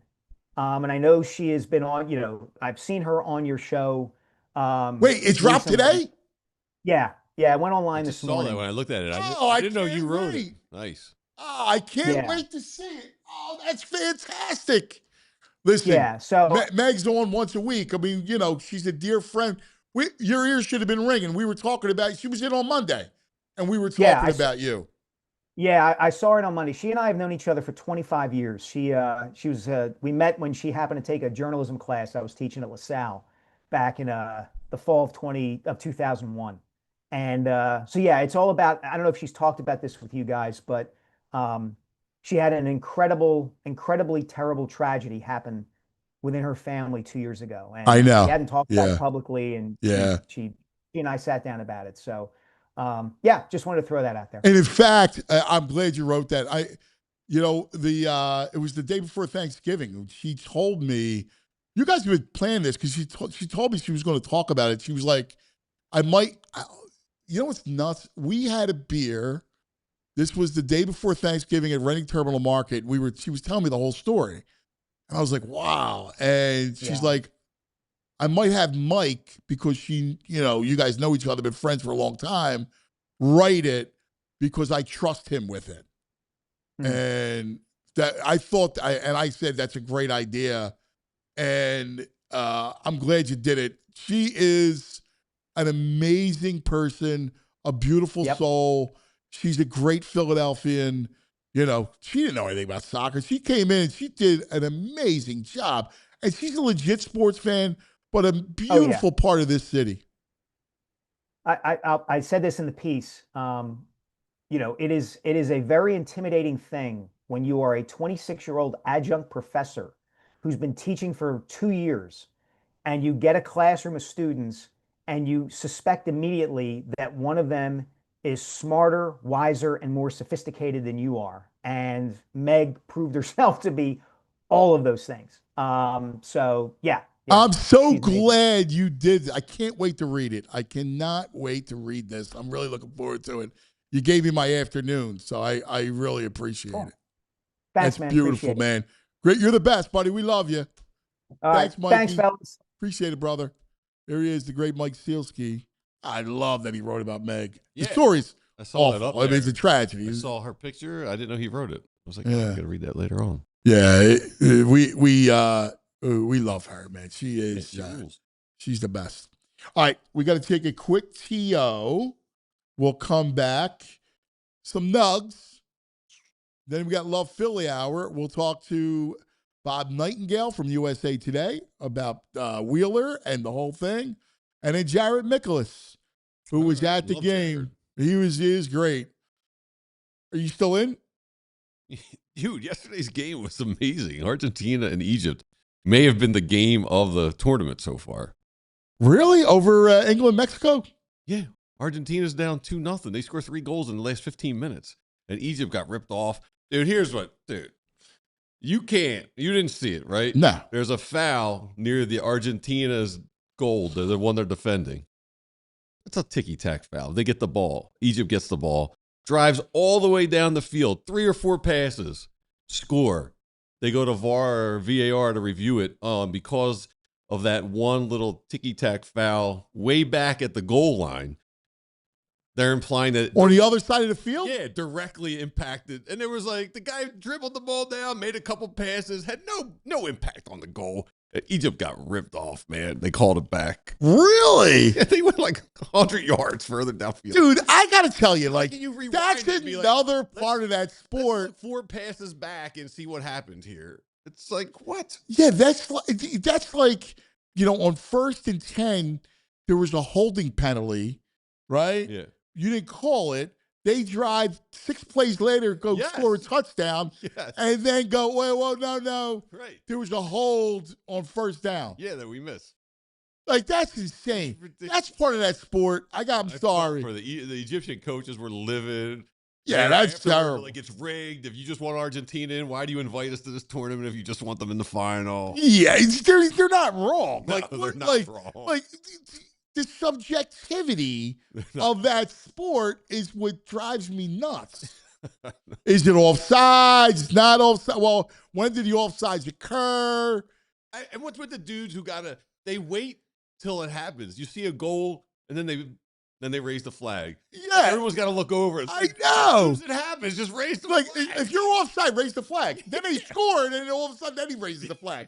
No. I don't I used to try, and even down to like, listen, it's a great sport. I get it. But, dude, like, you can't give me a clock. I don't know how much time's left the end of these games. It's absurd. Like, it's absurd. I'm sorry. Give me a clock. Well, it's like 9 minutes of extra time, and we're 12 minutes in, and they're still going. And they're like, well, when's the whistle blowing? In this day and age, you can't give me a freaking clock. Referee discretion. It's like, oh, he lets them try and score still. Right. It's like, well, there's 10 seconds, but if they get this corner kick, let's see what happens. I never heard of such a thing. Dude, it's wild. They're like, give me a clock. And I don't understand the offsides.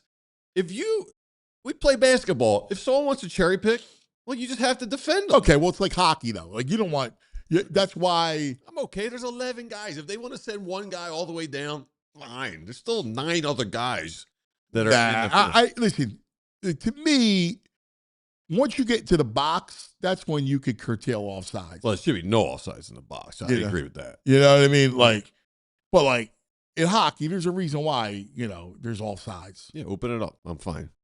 All right, let's talk about our friends.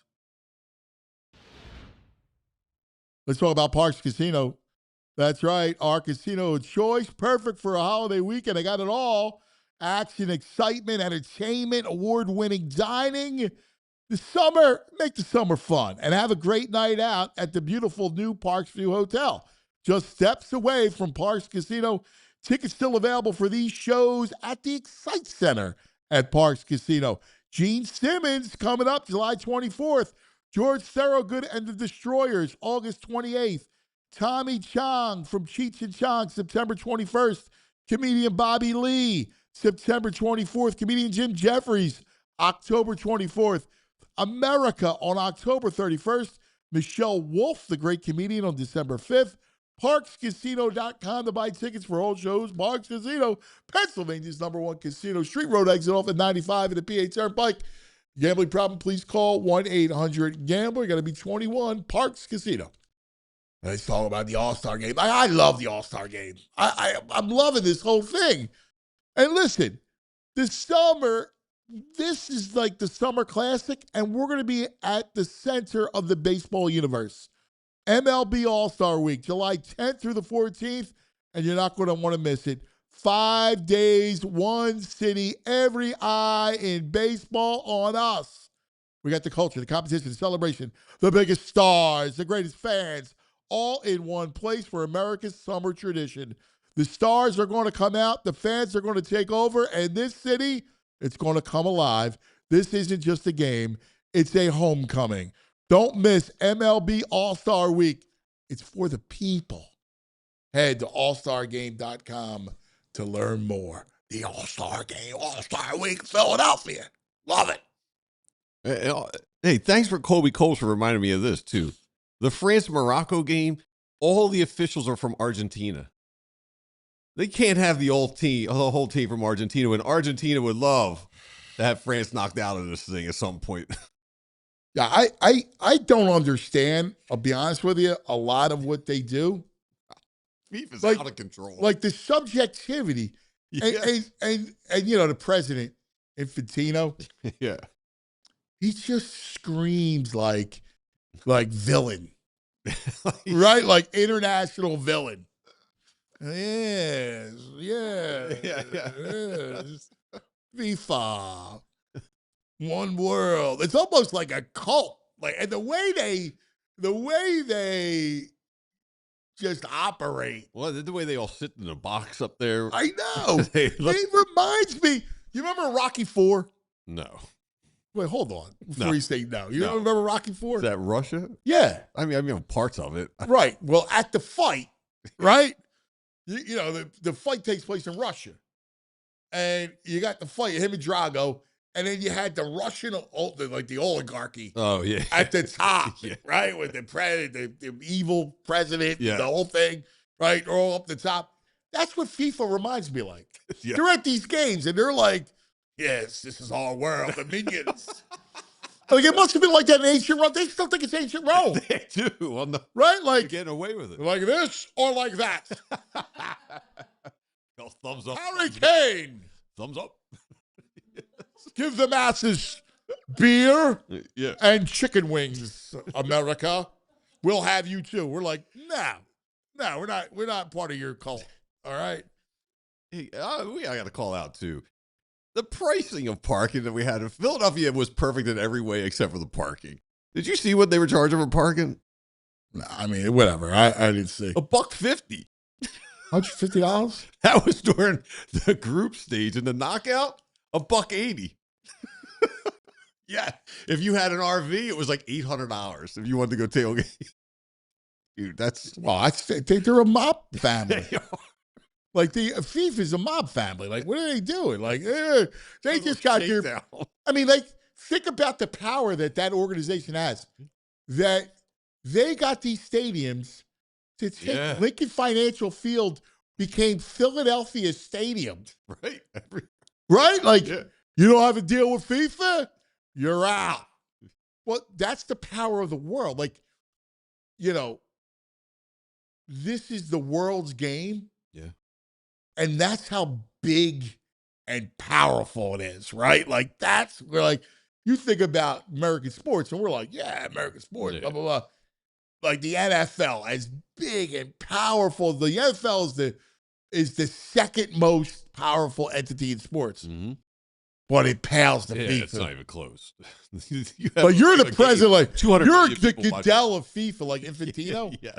You're like, God only knows how much money he's making a year. I would love Goodell to see makes his 80. house. Oh my God. And it's all presides over this empire of soccer. The most popular event in the world. Yes. Yeah. And we see the numbers here. Like, the numbers are absurd. Like, I don't know what Fox is doing. Fox is killing Oh, I it. got numbers because I. Well, like, the numbers, I'll tell you what, let's take a quick TO and then we'll come back and you give me the numbers, all right? Because I would be curious. Because we're talking about, like, we don't realize the vastness of the world. Wait, Sammy says they charge $270 to park in North Jersey. $270 to park. Like, how do you, like, I couldn't afford to go to the park, let alone the tickets to the game.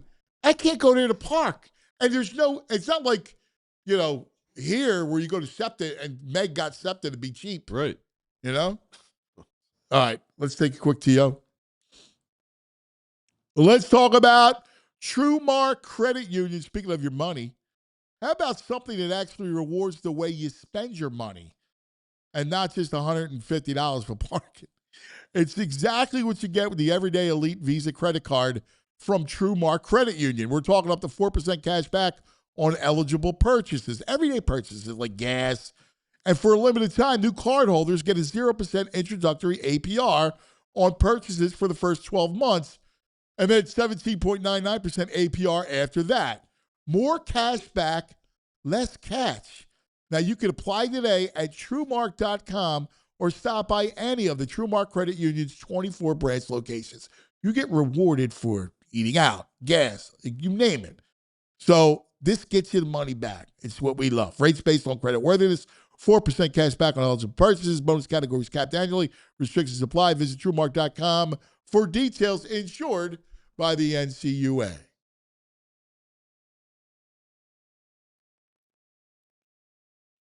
I thought it's the Shady Rays. Okay. Oh. That's all right. Let's talk about Dick's Sporting Goods. I love talking about Dick's Sporting Goods. And with the All-Star game going on, how about this? A baseball legend at the Dick's Sporting Goods in Deptford, New Jersey, the Hawk, Andre Dawson. I love the So do I. Expos, Cubs. Andre Dawson. He's going to be signing autographs, taking pictures with fans on Sunday from 4:30 to 6 o'clock at Dick's Sporting Goods in the Deptford Mall. I mean, that's awesome. The Hawk, Andre Dawson, Hawk man. is cool. Very cool. Dick's Sporting Goods, the house of sports. Baseball, soccer, you name it. You can shop any of your local Dick's Sporting Goods stores around the area or shop anytime at dicks.com before the next big game, whether you head to the stadium or just to the back fields. Make your first stop, Dick's Sporting Goods, and Sunday, Andre Dawson at Dick's Sporting Goods in Deptford, 4:30 to 6. Summer sports starts here. All right. Dude, well, so U.S. numbers for the U.S.-Belgian game, 42 million people watched it. That's 30 million on Fox, 12 million on Telemundo. That's more people watching USA-Belgium in U.S. than have ever watched a college football game, an NBA game, a Major League Baseball game, or an NHL game in history. Only NFL playoffs can beat it in this century. Wow. That's wild. 30 million on Fox, 12 million on Telemundo. Yeah, and I'm looking at... Well, the Latin population, I mean, let's face it, huge soccer fans. So the 12 million on Telemundo is a big number. Yeah. But I'm sure the 30 million mark, if you just took Fox, beats any other. I would think so. Yeah, maybe a college football. Yeah, other and than that. then I'm just going to look for the first week. I don't even know what the viewership is, but the first week, there's some FIFA numbers. Japan, 22 million viewers.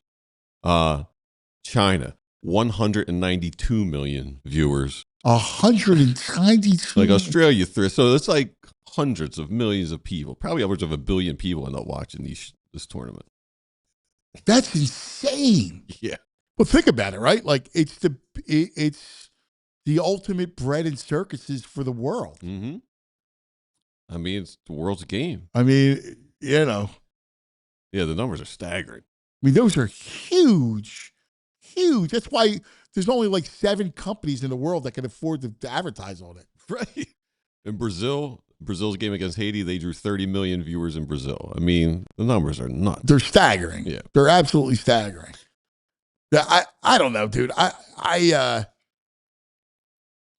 It's a great tournament. You know, really is. I think it's a lot of fun. It's a great tournament. It is a lot of fun. There is a part of it though that still it's like Wild Wild West. Goes against my sports sensibilities. Right? Like, I mean, come on. The way we do sports in this country is superior. Hell yeah. All right. No, I'm not being. I'm not. It's not hyperbole. In what sense? We are regulated. We have FIFA's regulated. We have real rules. NFL, aren't opaque. NFL's got a script. We strive for fairness. We strive for it.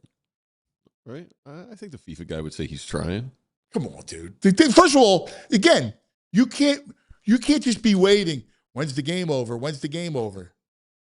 One was like, it was supposed to be 9 minutes. I think it was. That like was the Mexico game. It's like, my God. The Mexico-England game. You're waiting. When's he going to blow the whistle? I was like, come on. Players are screaming. What's happening? Like, first of all, how is that even possible? Why don't they have a running clock with the extra time? I don't know. Like, just one guy on the side. Know just when the clock is. What? And why don't they just stop the clock? No. Like, if there's an injury, stop the clock. I don't know why. Like, you're going to, clock stops. Every other sport that uses time has the same thing.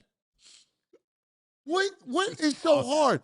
I got to ask Jared this. There's a couple things I got to get off my chest with Jared. Yeah, I would agree. We need some insight on this. Like, why wouldn't you change that? It's almost like everyone's just helpless against whatever the ref's got on his own wristwatch. Yeah, can I just say one thing? Yeah. I love Europe, right? And I do. And I love Italy and the whole thing. But they are so stuck in the past. In Isn't that what makes them charming? Yes. Okay. But when it comes to sports, it's an antiquated use of of what they do. It's like you're pissed. Time, give or take a few minutes. Yeah, like I'll be there in 10 that minutes, doesn't give or take 5 minutes. that doesn't work in sports. Like, I'm just going to raise my flag now. That I don't understand. That's the I same don't understand the suspense. The clock, it's all just born from the same thing.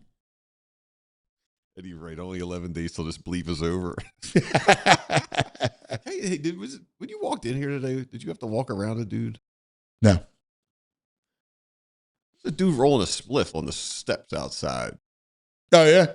I go walk all the way around and up the ramp. He had it all spread out on the steps. I was like, oh, Cosfall rolls in on this. No, he was gone by the time I got here. You never know. All right. Let's take a quick TO. And coming up, Bobby Nightingale, one of our favorites. I'm sure he'll be coming to town. I'm going to talk about this Wheeler thing. He should be coming to town. Yeah. I'm on a crusade. I'm on a Wheeler crusade. See, I need justice for Zach Wheeler. the guy running FIFA was running baseball. You could probably get to him and influence him to change the rule quickly. Maybe we need a little FIFA influence in baseball. Yeah. Yeah. All right. Love Philly starts now.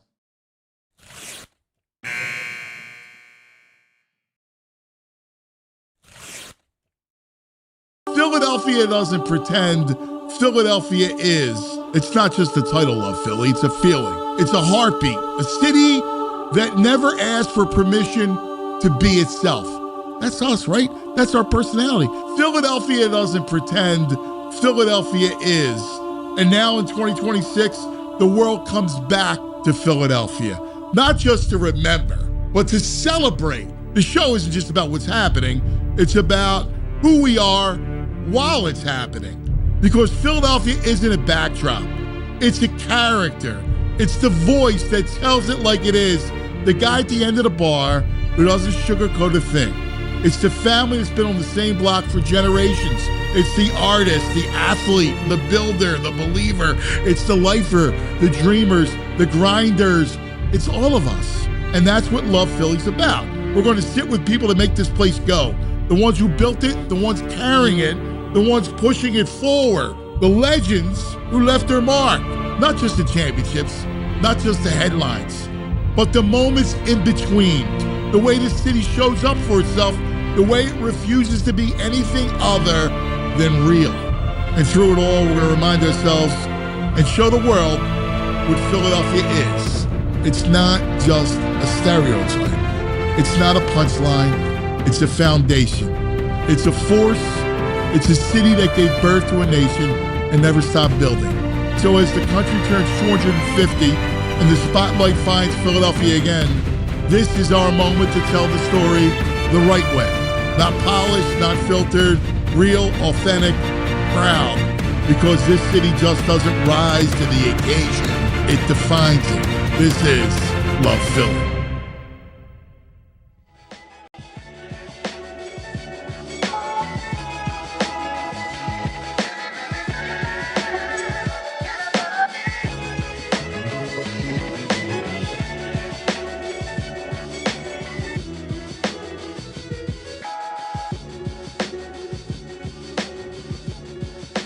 All right, our Love Philly Hour brought to us by Wawa. That's right. We love our Wawa. Wawa loves Philly.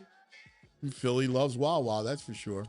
All right, joining us right now, our man from the USA Today, one of the great baseball writers. VG. I love this dude. We love him, and I need him today.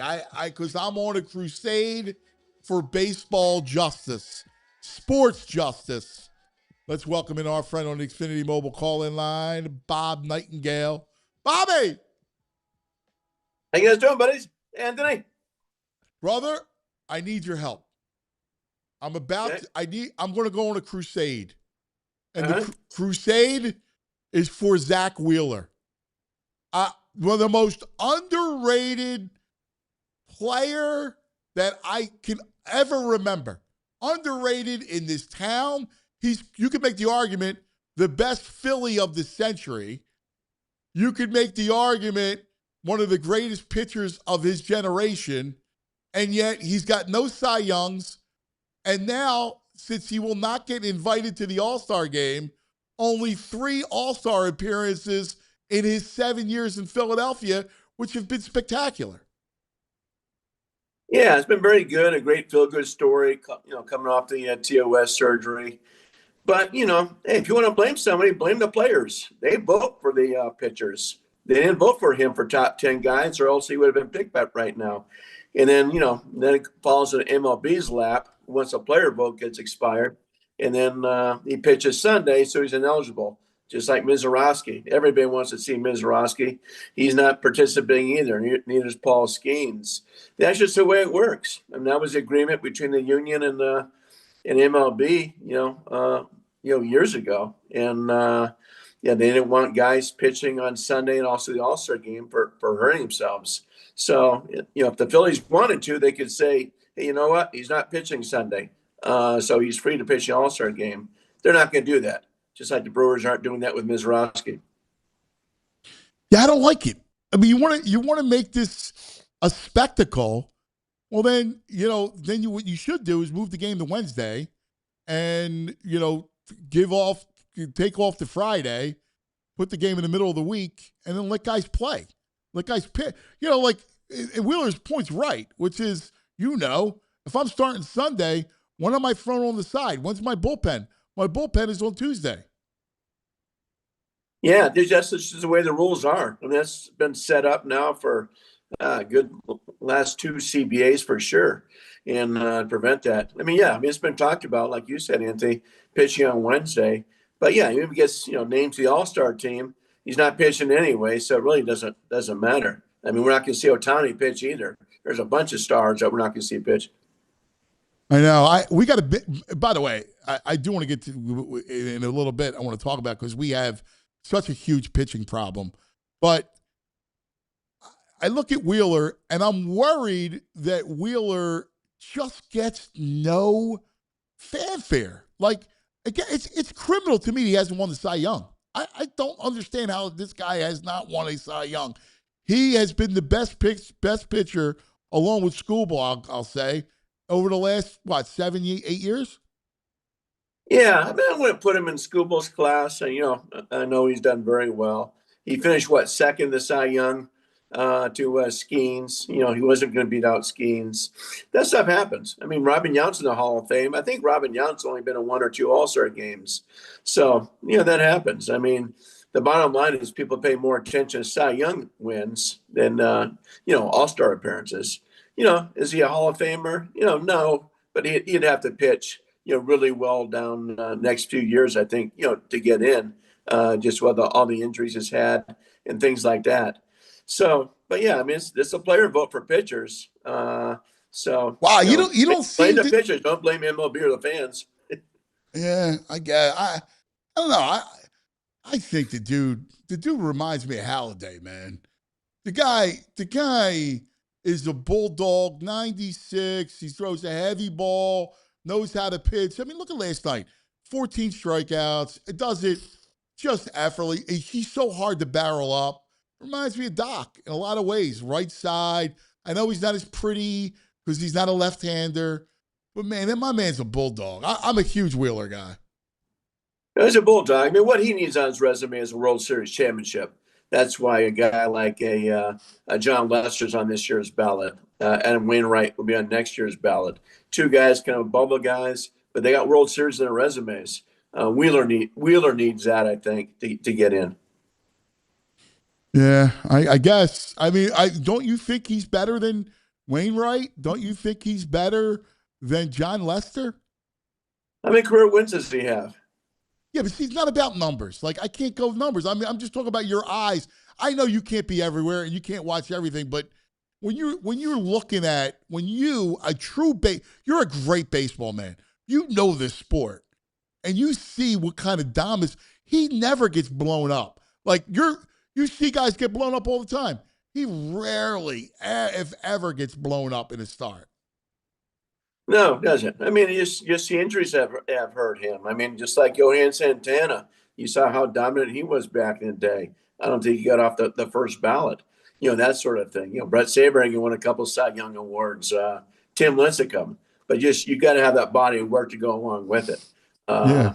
I know what you're saying, but you got to have a bunch of great years, not just a few. Man, I'm surprised.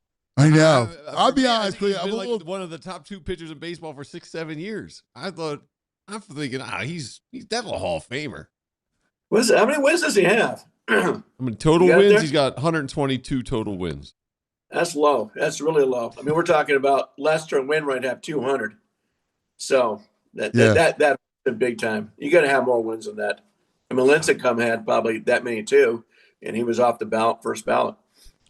Yeah, I guess. I mean, I don't know. I watch, maybe it's because I've watched him so closely over the last 7 years that I'm just like, I feel like he doesn't get any due. I mean, I've been doing this a long time, and he impresses me, man. Like I know pitching, and that dude is just a bulldog. That's why, I don't know, he's just a bald guy with a gray beard.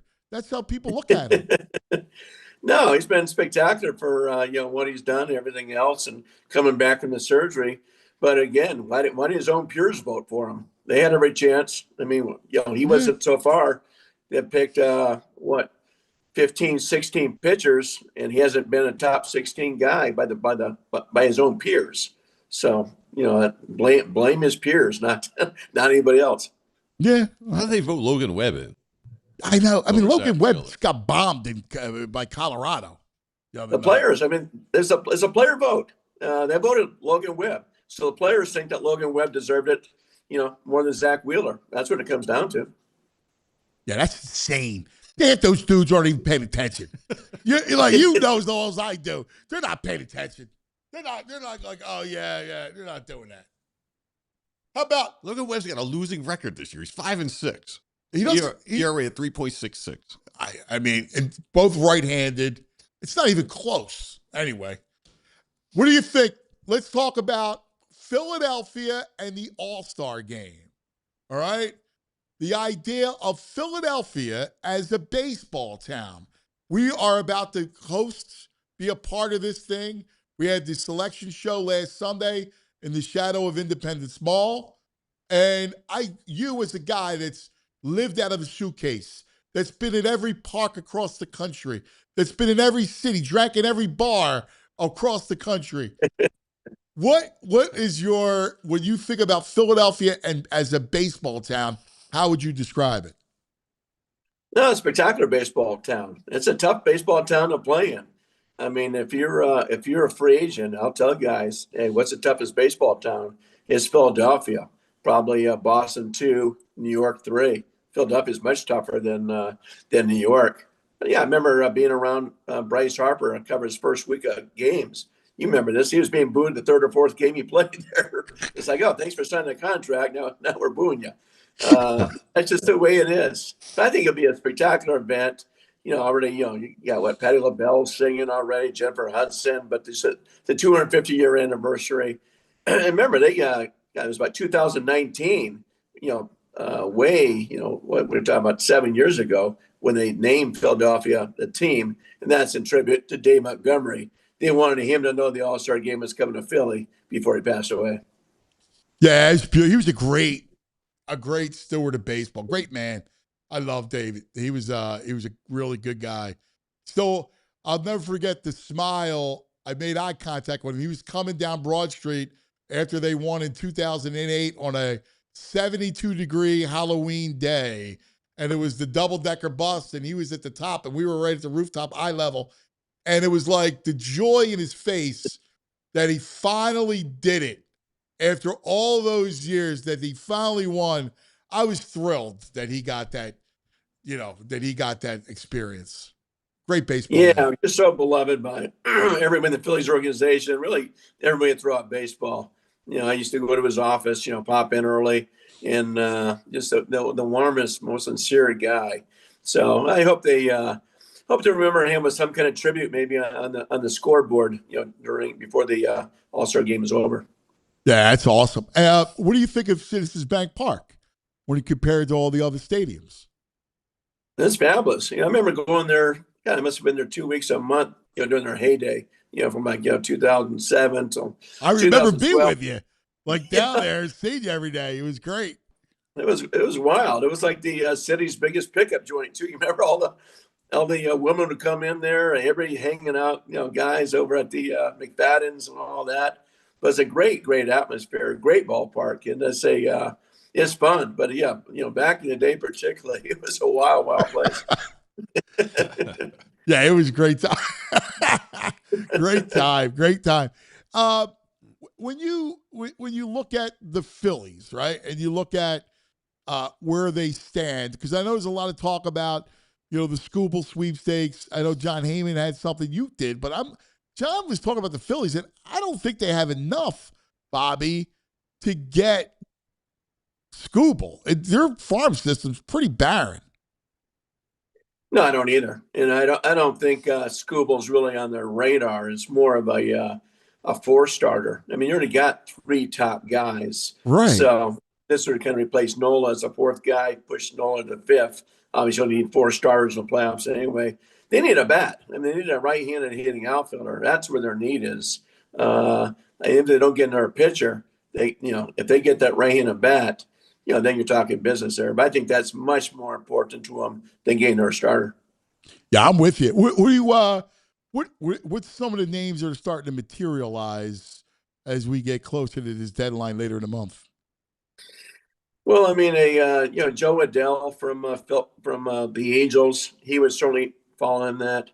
I don't think they're going to go back to the Mickey Moniak thing. He's played very well, but I don't think they'll bring him back. And he's another lefty. Yeah, and exactly. So there's a lot of some outfielders out there, but there's no big studs out there. So that's what they're kind of throwing their head against the wall. Like, man, you stay not there. So Dell's name comes out the most, and now with the change of leadership there, it's probably more likely that they could trade him. It's tough to find that bat, and they got their scouts, all over the place right now, searching for everybody. Another guy is Lourdes Gurriel, the Arizona Diamondbacks, their left fielder.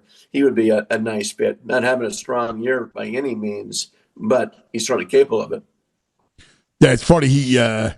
They're platooning Gurriel and Kepler. Arizona got Kepler, signed Kepler. Right. Yeah, a lot of old Phillies there, and I don't think they bring back Bader. I asked about that. He did well for him last year until he got hurt. So he's still on the injury list. I don't think they'll go down that road again. Do you think the Buxton thing? I know we got dinged up again. Do you think Buxton could still happen? No, I don't think he's going anywhere. He's said over and over again, I don't want to leave. It's almost like Trout. Trout doesn't want to leave Anaheim. Buxton does not want to leave Minnesota. If there's any place that could talk him into it, it might be Atlanta. They don't need an outfielder because he's from there. But no, Buxton's not going anywhere. How do you handicap the Scooble race? I'd go Atlanta number one now, just because they need him the most. I mean, they're in a free fall. They had the big, 10.5 game lead over the Phillies. Now it's down to 2. Strider's been hurt. Schwellenbach, and just on and on. And now Martin on the DL. So we'll see what happens. But I think they need him more than anybody else. The Dodgers will put their, hat in the ring. They're just messing around. They don't really need him. The Yankees don't really need him. There's not that many teams that do. And, hey, look, the Tigers are hot since June 1st. It wouldn't be surprised me at all this, after all this talk about Scooble, he's still a Tiger on August 4th. Well, the engine for the Tigers is a local kid here who I absolutely love. I brought him up to you before, Kevin McGonigal, who has made the All-Star game. He's such an amazing story. He played travel ball with my godson. They were on the same team. And he had this meteoric rise at 16 after COVID, 16U, during COVID, all he did was hit. And then COVID, and then afterwards, he just shot up at 16. And all that kid does is hit the baseball. Yeah, and great kid, very mature. He's a face of that franchise already, but unbelievable. They're not back in the race, without him. So he's been everything they had hoped for, particularly, rookie year should be a runaway rookie of the year winner. So I agree. It'll be cool for him and some of the local guys. Nick Kurtz. He's from the area, so that would be cool too. Even Mason Miller's from Pittsburgh, not that far away, but particularly Kurtz and McGonigal be very cool. Yeah, Kurtz is that. Listen, I get that ballpark is a bandbox, but my God, Kurtz is ridiculous. Like, you can't make any mistake to that kid. That kid's putting it out. No, I mean, I'm just talking. I was in Vegas when they were playing the Brewers, and he hit a ball 99 miles an hour, up and in. And Pat Murphy, the Brewers manager, said, "I've never seen anything like it in my life." He goes, "I'm never going to throw him another pitch." And next day he did. He homered again. But I mean, scouts are talking about this guy as being a potential Hall of Famer in his second year. Yeah. The A's want to lock him up. They've already offered him $135 million. And he didn't blink at it. It's just going to be in for a massive payday.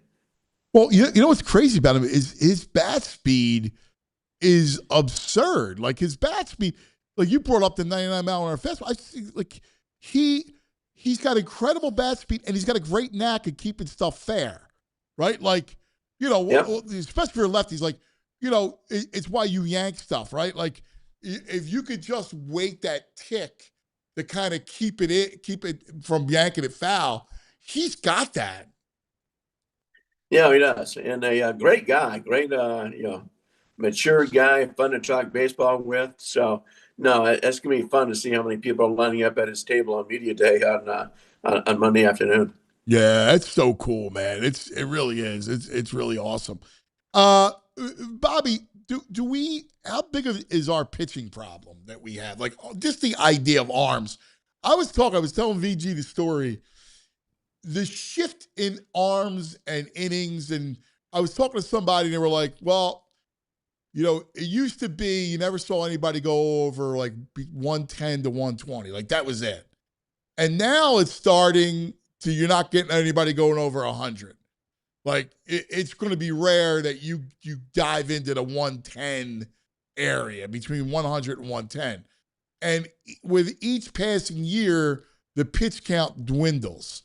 So I was telling the story about Ben McDonald, and that kind of was the start of the being overused at the high school and college level. He was at LSU.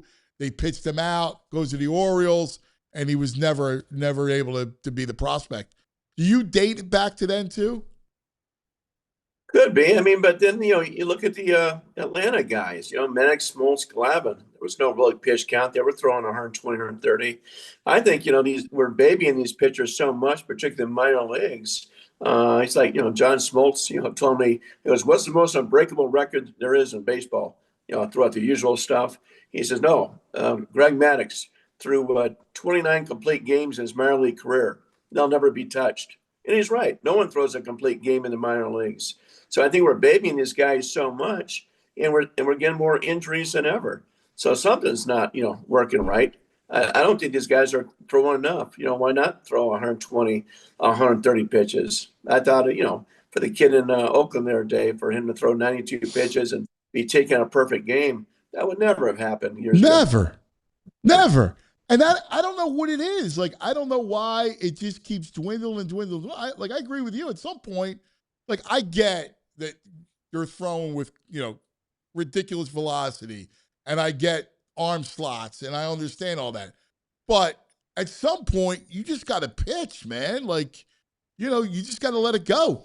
I don't know what it is. Yeah, I mean, look at, Justin Verlander or Max Scherzer. I mean, they were throwing 120, 130 pitches a game, over 200 innings. I mean, they never really got hurt until he turned 40. So, it didn't bother them. I was talking to Jacob Mizorowski. I said, "You worry about injuries?" He said, "I've always thrown hard because I'm actually having more control now at like 104 or 103 than I am at 100. So we'll see. I mean, it'd be great for baseball if this kid stays healthy and shows that, hey, maybe we're doing things right. Just let him go. So I'm thinking the same thing. The one thing you know what's weird is that I see it on the youth level, right? And I'm wondering if the kids' arms are messed up from that age group.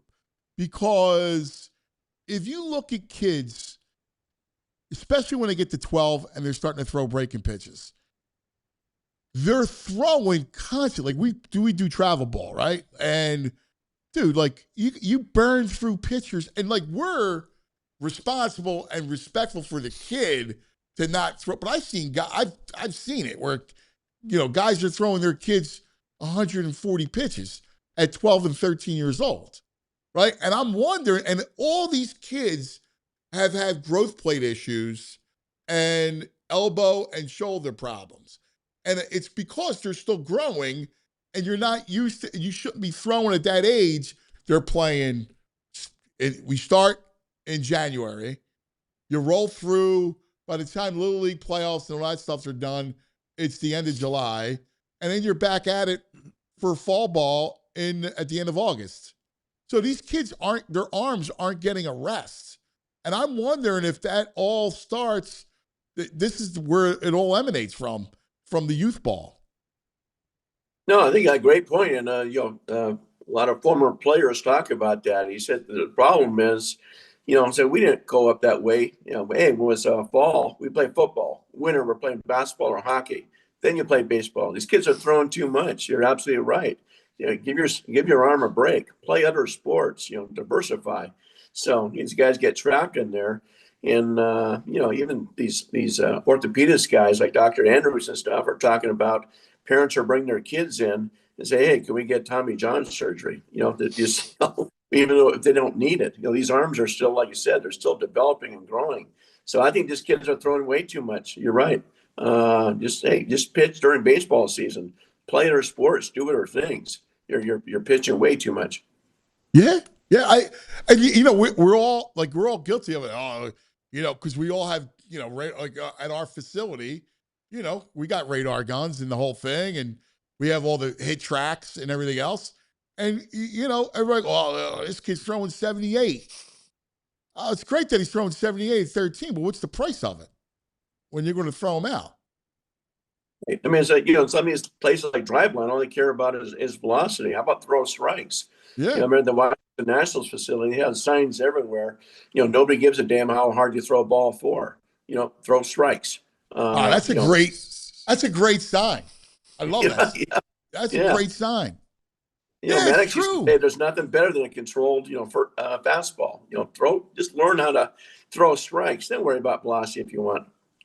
Yeah, you know what I want to get to? I want to do something because I think the perfect game, and a lot of MLB guys are involved in it, and I know Charlie Mangel's an investor and all, but I think that you need to get to the point where, and they do a decent job with pitch counts, but they need to get to the point where these tournaments, what's killing you and killing the kids is the tournament play, because they're playing, like if we win a tournament, we're playing 3, sometimes 4, most of the time 3 games on a Sunday, after 2 on a Saturday.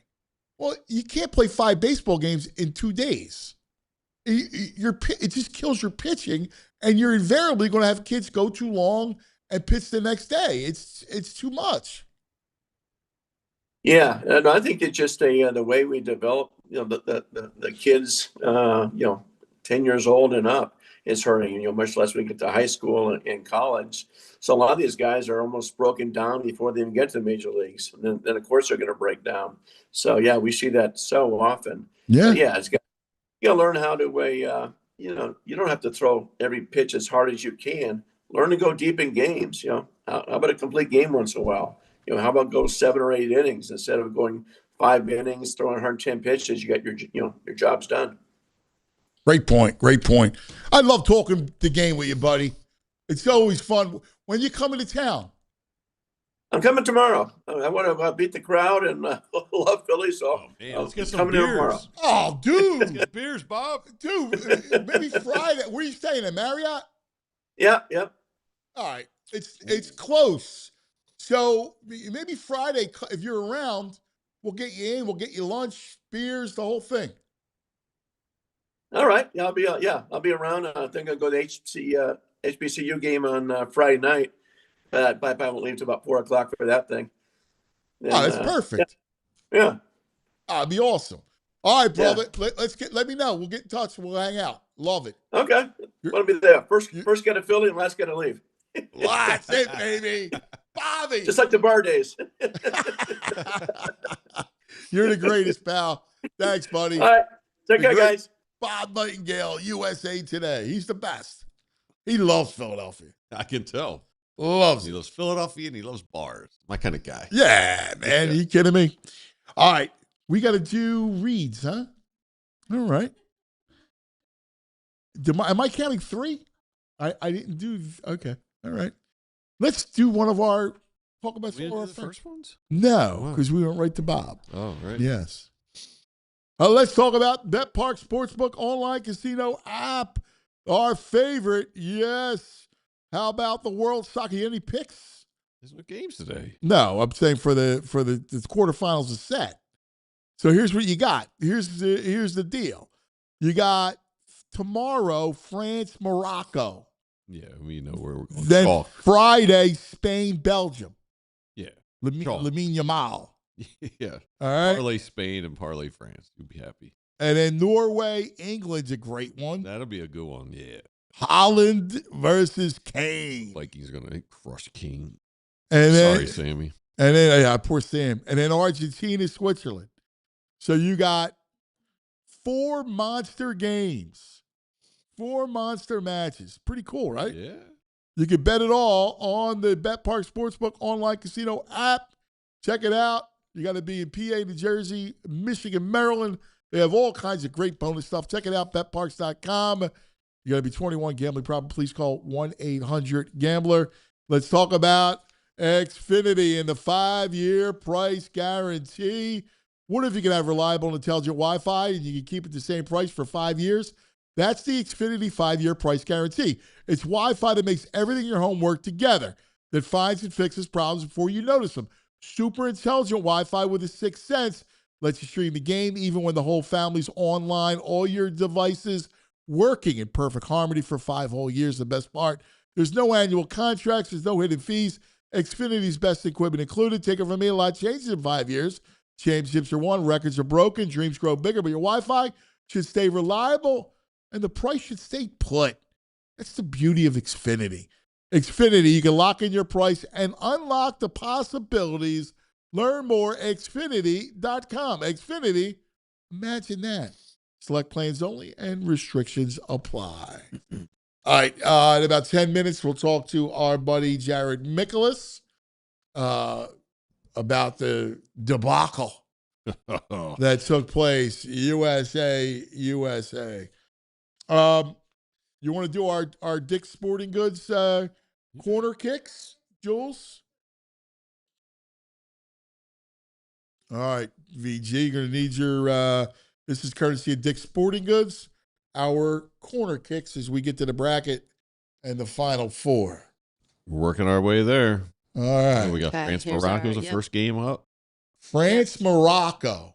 Tomorrow. So we have. Let's see what items we got. France. France is. They're all good ones, but I hope the mini soccer balls. The mini they soccer like the mini balls. soccer balls. Yeah. Is that different? I guess they use different balls throughout the tournament. I think so, but this one, A I little think set? it's a little set, little Okay with that. collectibles, and then for Morocco, this is Yeti cool. You gotta go Yeti tote bag. I got it. I mean, the mini ball collection is nice, but This one you can use again a lot. I don't know. I like both. throw They're a just couple, different. couple sodas in there. Keep them cold. Yeti's a I'm nice going to product. soccer balls. You want soccer balls? Yeah. Oh. Well, I'm not a big fan of it. well, that bag doesn't suit you. No. You're not going to walk around with that bag. I'm not. No. I mean, it's good. I get it. Probably handles on it. I think you probably. I'm sure Yeah. it's good. But you kind of know me. Oh, you're not getting caught dead walking around town with that bag on your shoulder. Well, no, I'm not about that. It's just not my thing. Not your style. That's all. Not that it's a bad Yeah. bag. It's a great product, but it's not your style. Right. Everybody's got their own thing. I got to increase my. See, Tooch. Tooch is great with. Like, he was a great sports dad.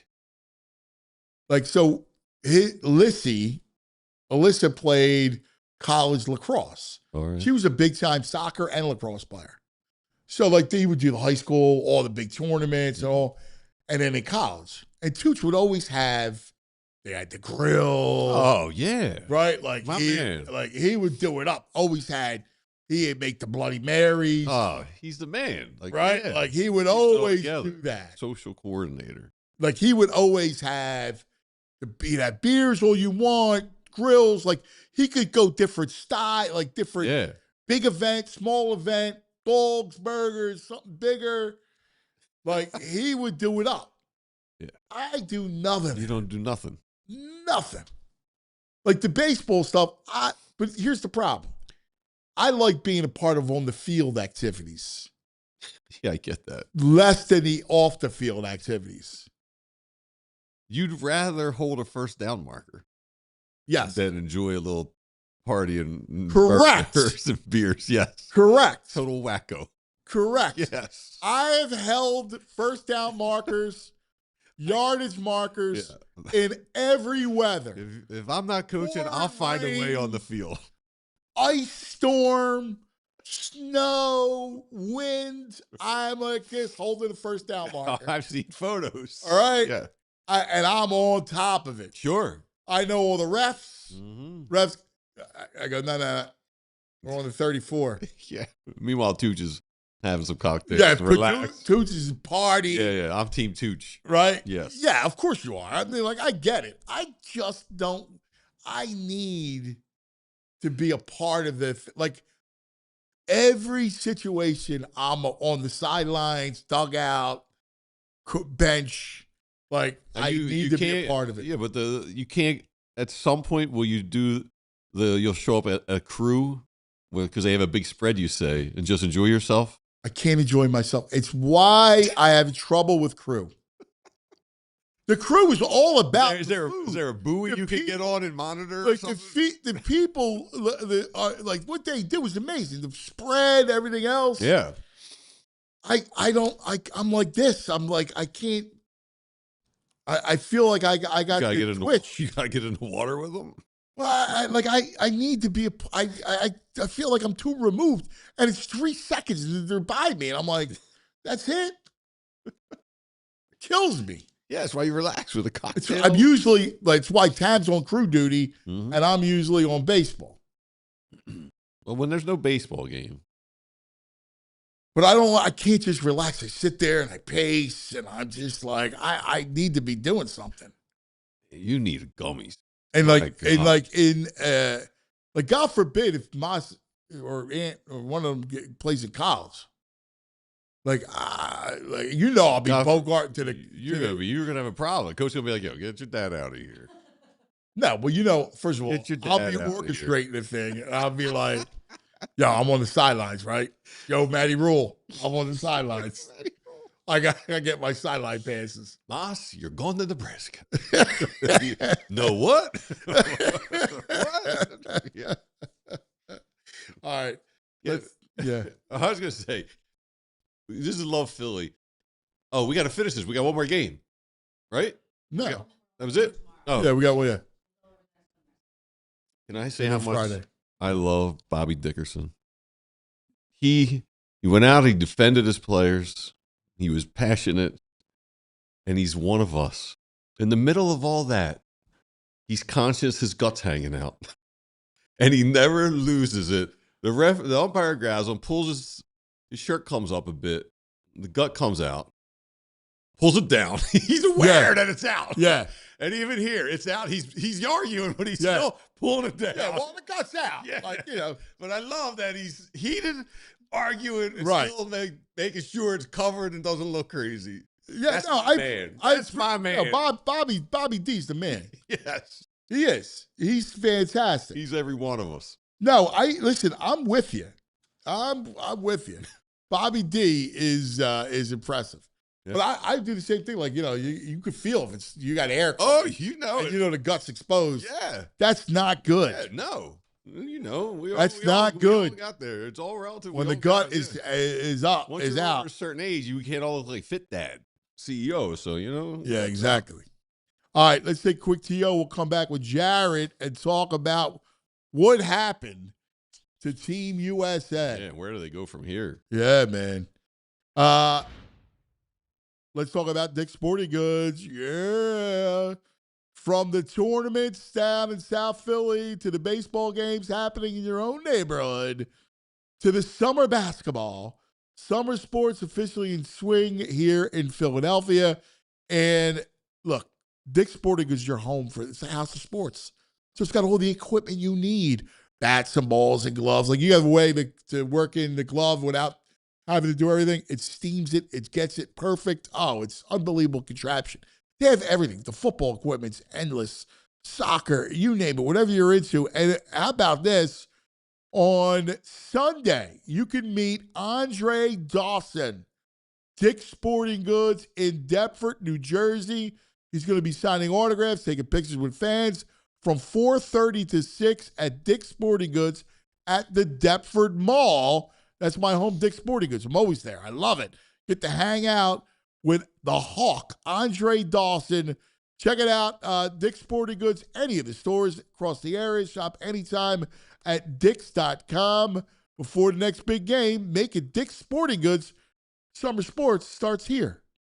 You know it's officially summer when Hoagie Fest comes back to Wawa. I got to ask you, what's your Wawa order?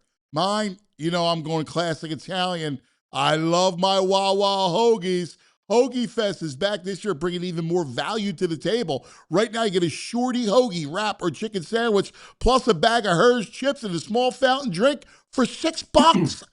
You're extra hungry? It's only $8 for a classic meal. Whether you're grabbing lunch between meetings, fueling up before a game, or making a quick stop on a summer road trip, it's an easy, delicious meal at a great price. I love it. We stop on the way to baseball. Hoagie Fest, fuel up after, between games. Big flavor, great value, same Hoagie Fest energy we all know and love. But it's only here for a limited time, so get it while you can. Hoagie Fest is back at Wawa. Gotta have Wawa. Gotta have Wawa. All right. Good day for a Wawa hoagie I today. ain't got one last night.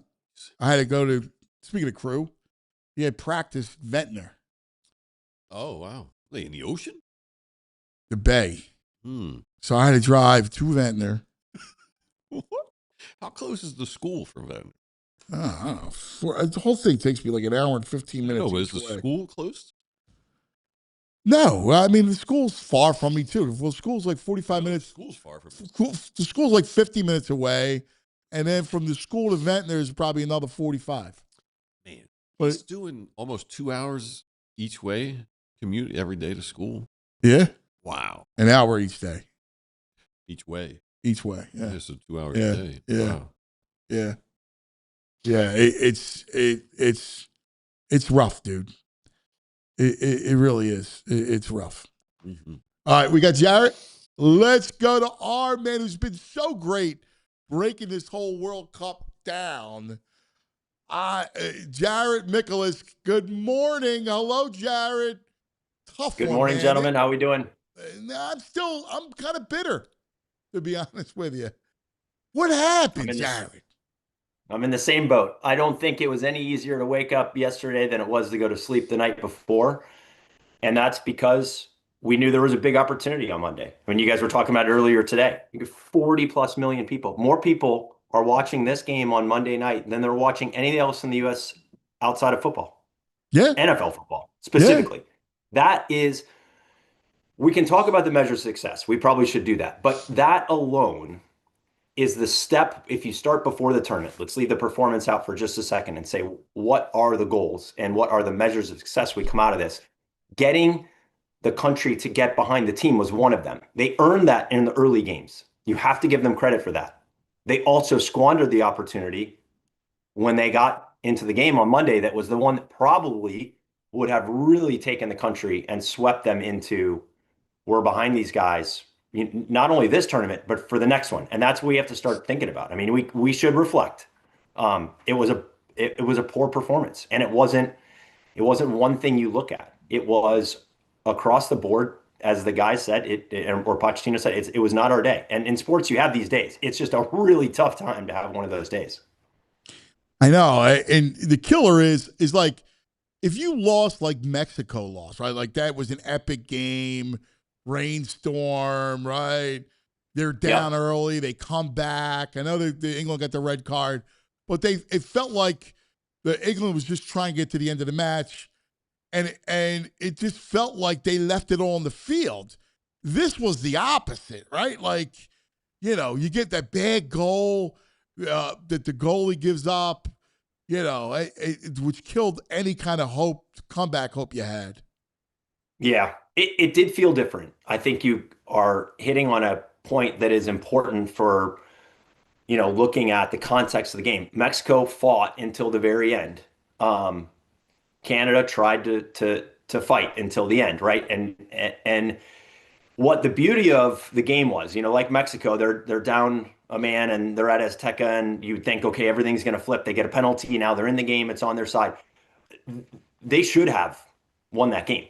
I mean, to play 30 minutes, it's like the scenario we had. We played to play Bosnia down 30 minutes. Not only do we change our shape, get organized, and actually be more collective, we scored a goal against the run of play, despite it being a free kick. But it's still, you sealed the victory. Mexico needed to do that. They've lost twice at Azteca ever. And they were up a man for 30 minutes and couldn't figure it out. So they're in the same spot we're in. This is not where we wanted to be, right? They wanted to be beyond the knockout round of 16, and at Azteca, they thought that. I think we felt the same way. But the point of there's not a lot of moral victories, but it didn't feel like, man, we fought till the last minute. I think the guys realized that at some point in the second half, because to be down a goal in that game at halftime we were fortunate. We could have been down more than a goal at halftime. So they came out and they showed some signs that they were going to try to get themselves back into the game. But you can't make 4 mistakes in it. I mean, they're literally 3 of the goals are mistakes. You could probably argue the 4th one is 2. It's self-inflicted wounds, and that feels different to fans, and I think it feels different to the players, and it doesn't sit well. No, I can be honest with you. Like, Pulisic, man, that was weak. And his response after the match was even weaker. You understand where the coach is coming from with that kind of mentality. Well, no, it's okay. I'll have time to rest it. What do you mean you have time to rest it? You lost. Yeah. The challenge of a comment like that is that you're trying to win and capture America and American fans to root for your team, and you're now talking about the rest for your club team. That is what's next on your radar. I get that's what he has to do. It's the best preparation for him to be ready if he is going to play in the next World Cup. But in the moment, you need to look at Tyler Adams as an example, and to look at how he felt just this gut-wrenching disappointment. And while he knew that he didn't perform on the day, he wanted to perform, and he felt bad about it. And he felt bad for the other players beside him, and he felt bad for the country of not being able to deliver what he'd hoped. That, I think, we can resonate with a little more. We know it's a bad performance. We all know that's not what we wanted, but you have to come out and acknowledge that, and sometimes you take it on the chin and you move on. I think it was yesterday you were talking, and I've heard you say this many times, big players show up in big games. And in a game like that, in whatever the sport is, you need Pulisic or someone else to put the team on their back and carry them through. And we've got a couple guys that can do it, and none of them did it on Monday night. It's a shame, man. It was such a great run. It was awesome. It was just fun run. It was like all you needed was one more game, because the other part of it is, let's face it, Paraguay was probably the best team that you faced. Like, for legitimacy of the whole thing, you had to. You can't lose to Belgium like that, especially without De Bruyne, right? Like they don't Right. even have their best player. Yeah, and that was a really smart coaching decision by Rudy Garcia. People were killing him. I talked to a couple people in Belgium that I'd work with, and the media was thinking this guy. I mean, they thought he was quitting, quitting mentality in the second half of that game versus Senegal when he made a couple subs, and all of a sudden they come back and they win it, and then he makes this change, and people think that he's clearly, lost his tactical approach, and it worked. They controlled the midfield. Trossard had one of the better games he's ever played for them. Tielemans was dictating the pace of play how he wanted. He brought, he takes off Doku and you bring on Utakio, and you've got another winger that's stretching the field. I mean, he read it perfectly. We didn't adapt to it. We eventually adapted to it where we settled into 4 backs and trying to be a little more conservative. Adam started dropping in there to see if they could protect it defensively, but they got the game plan right. And yeah, he didn't even have to use a world-class player in that game. And that's probably part of a lesson learned here is that you have to gain maturity by going through this. And it doesn't make it easy because you don't have a chance to, you have games before the World Cup, right? You have to go through qualification. That'll be an important test for this group. But you have 4 years before you get back to the stage that everyone really wants to see you on. And everything's preparation for that now is the way you should look at it. And when you play a Belgium, we played them, 3 tournaments ago and had the same result. And it felt a lot closer then. There's not a lot of moral victories in the sport, but it felt, to your earlier point about Mexico, that you're in the game. Even though that Tim Howard had to make 16 saves and set a record for the team, you were competing till the final whistle. You have to find ways to compete against these mature European teams. We're down to 8 teams. How many of them are European? 6. I mean, it's kind of crazy that it's Argentina, it's 6 Europeans and Morocco, an African team. So these guys have a way of playing. I was at the Switzerland-Colombia game yesterday, and Switzerland's not a better team than Colombia, necessarily on paper or even in the game yesterday, but they're mature. They find ways to win. They're organized, and Belgium did that. They came in with a plan, and we were unable to break that plan, and it shows you how, bring it back to the point of you need to go through this with this group so that you gain that maturity, much like the first time you go into a March Madness tournament. The Cinderella team usually doesn't win the first time they're ever in there, but you get to it 2-3 times, and we'll get past the round of 16. We will. It was an opportunity on Monday to do that and to meet a power in Spain. And I think we all wanted to know what that test was like, because you're right. Paraguay was the best team we had played until we played Belgium, and we smacked them. And it looks like they're actually doing quite well. But what we need to know is how are we going to stack up against Spain in the round of 8? Yeah. Go ahead, VJ. Well, I wanted to get back to, because this has generated a lot of conversation about America and how do they compete with the European nations. And there's a lot of talk going around on social media about the academies. And I know the academy you run is amazing and it's free if you're in it. But people are saying, in soccer in America, it's an expensive sport. So a lot of the poorer kids don't make the cut in development once it gets to a certain level. And I think if I read right, clubs in Europe, if they have a player who goes to the pros, they actually get money back from the team to try and fund them so they don't have to have the parents paying all the money. What do you see is the problems with developing American players, and how does it change?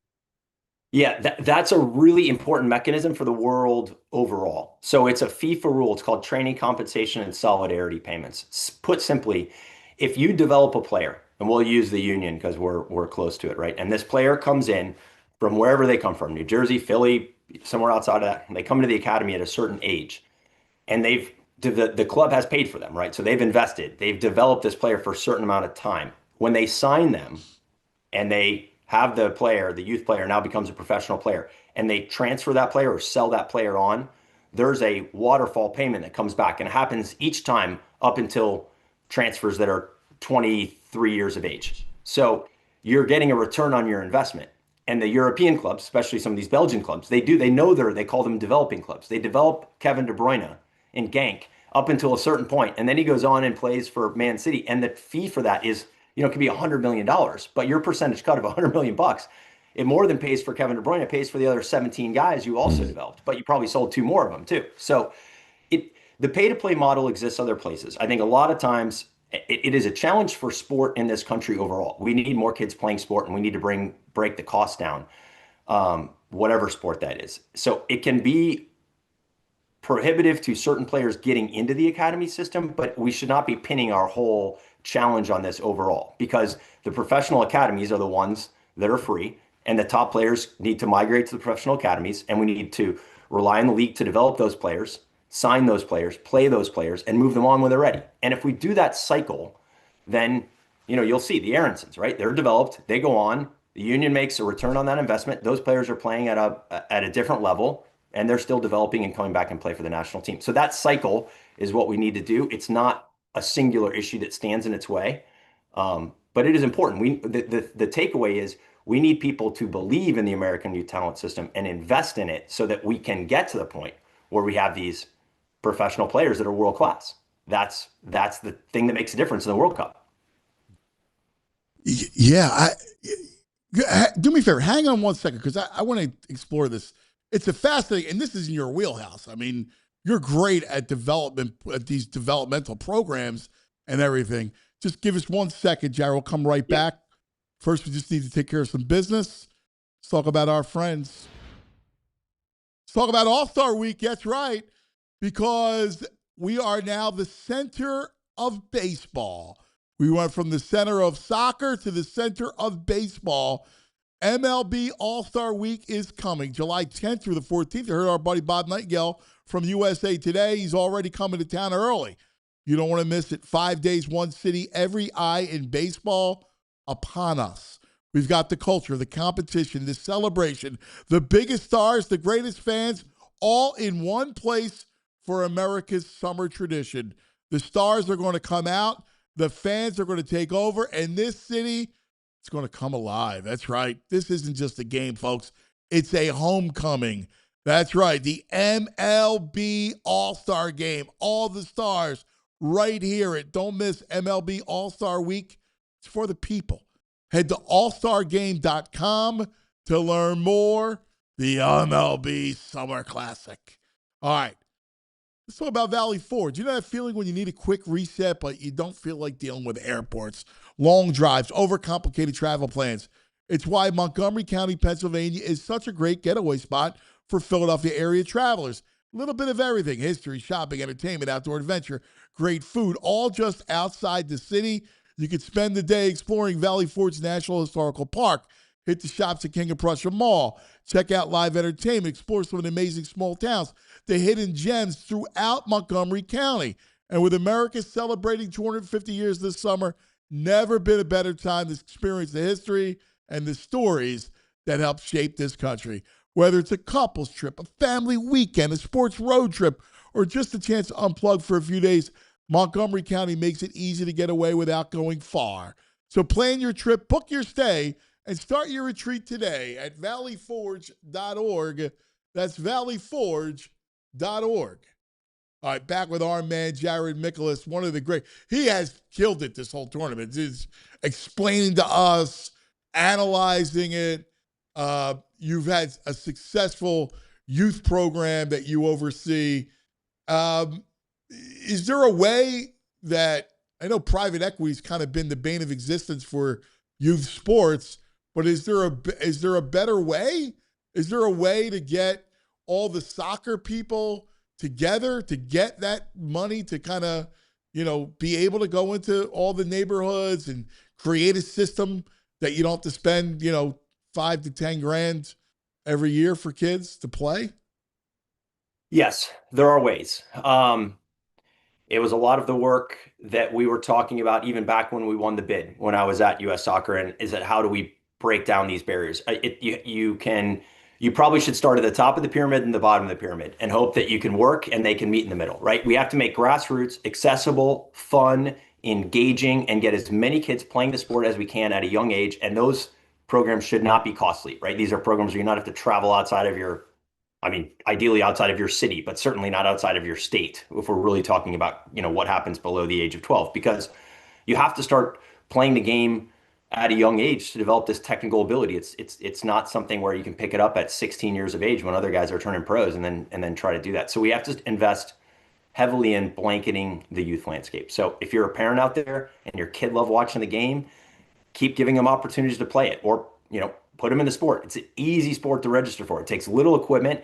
It's got access everywhere in this country. You can find a league to play in. And if we can start to, really think about growing fans, whoever we grabbed from the casual fan that watched, maybe they watched the U.S. play for the first time or watched a soccer game for the first time or a World Cup game, there's something that we can capture from a fan standpoint to grow the sport. And that actually helps fuel the investment in the sport, right? The more people we have watching the sport, talking about the sport, people like you, that are doing your job to cover the World Cup during a point where you're probably not covering soccer, 365 days a year. But when the world's game comes and we can learn something from it, take it away, we have to do that. At the top of the pyramid, the professional academies, we have to rely on them. They are the ones that can develop the players. That's the level of competition they need. There's a number of conversations happening between the Professional League MLS, what's happening with their second teams. There's some development there about what might happen after the World Cup. So I would expect an announcement on some things that are going to change the kind of what you call the reserve team or the second team. If you think about minor leagues in the baseball realm, it's very similar to that. And these players can move between the first and second team. That's an important stage because what happens from 16 years of age to this, we call it transition phase, 16 to 23, young players that are, they're better than the 16-year-old next to them, and they need to play with older players. And eventually they'll need to play with pros, but they also need to play pro games so that they get that experience.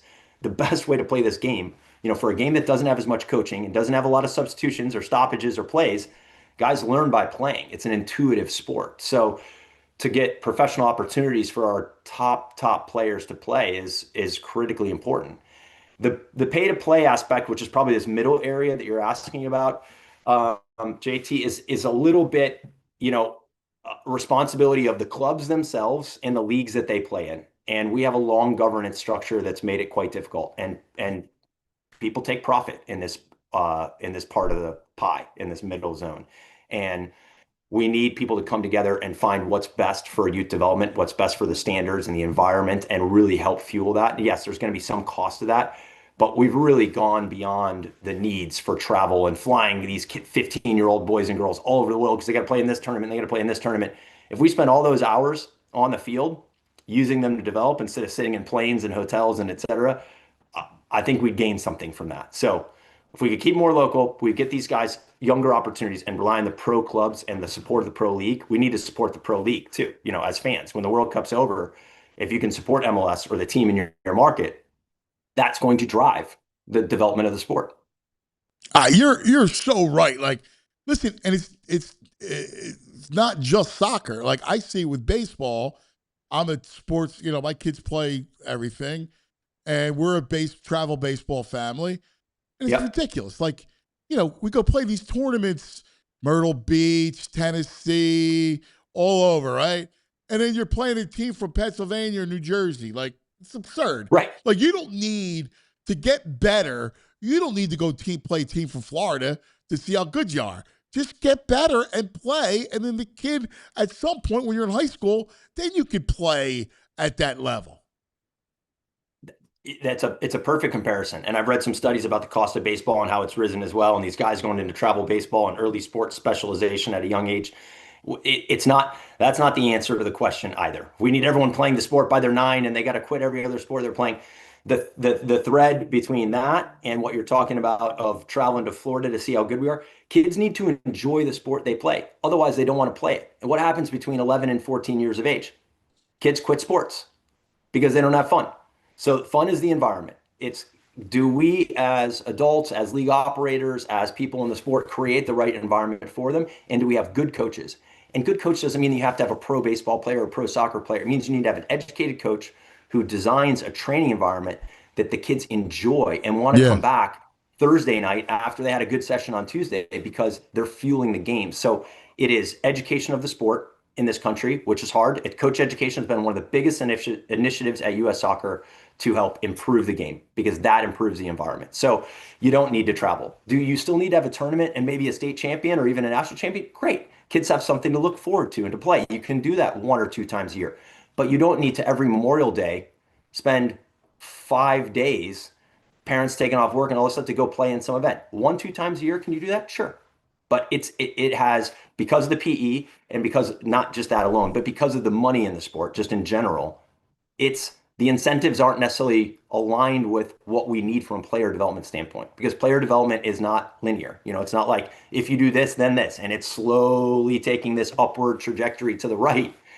I mean, that's not how it works. Players have injuries and ups and downs, and they struggle, and sometimes they need to play against better players. Sometimes they need to play against worse players so they get confidence, right? So it is it's something we need to continue to look at. It's happening. It's too disconnected. You've got to rely on the federation and the large organizations below them to come together. Yeah, you're right on, man. That's exactly, and it's a problem that's, again, goes beyond soccer. It's like with everything. It's like everything with kids, we professionalize it, and you're right. Like, enjoy every season should be different, whether you play soccer and baseball or football and soccer, whatever it is. Like, it's fall, it's this, that's what it's got to be. They all help, right? Those opportunities all help grow and see different things and develop different. Right, those hand-eye skills are all coordination and different. You motor can use your skills for each sport to help you get better. That's exactly right.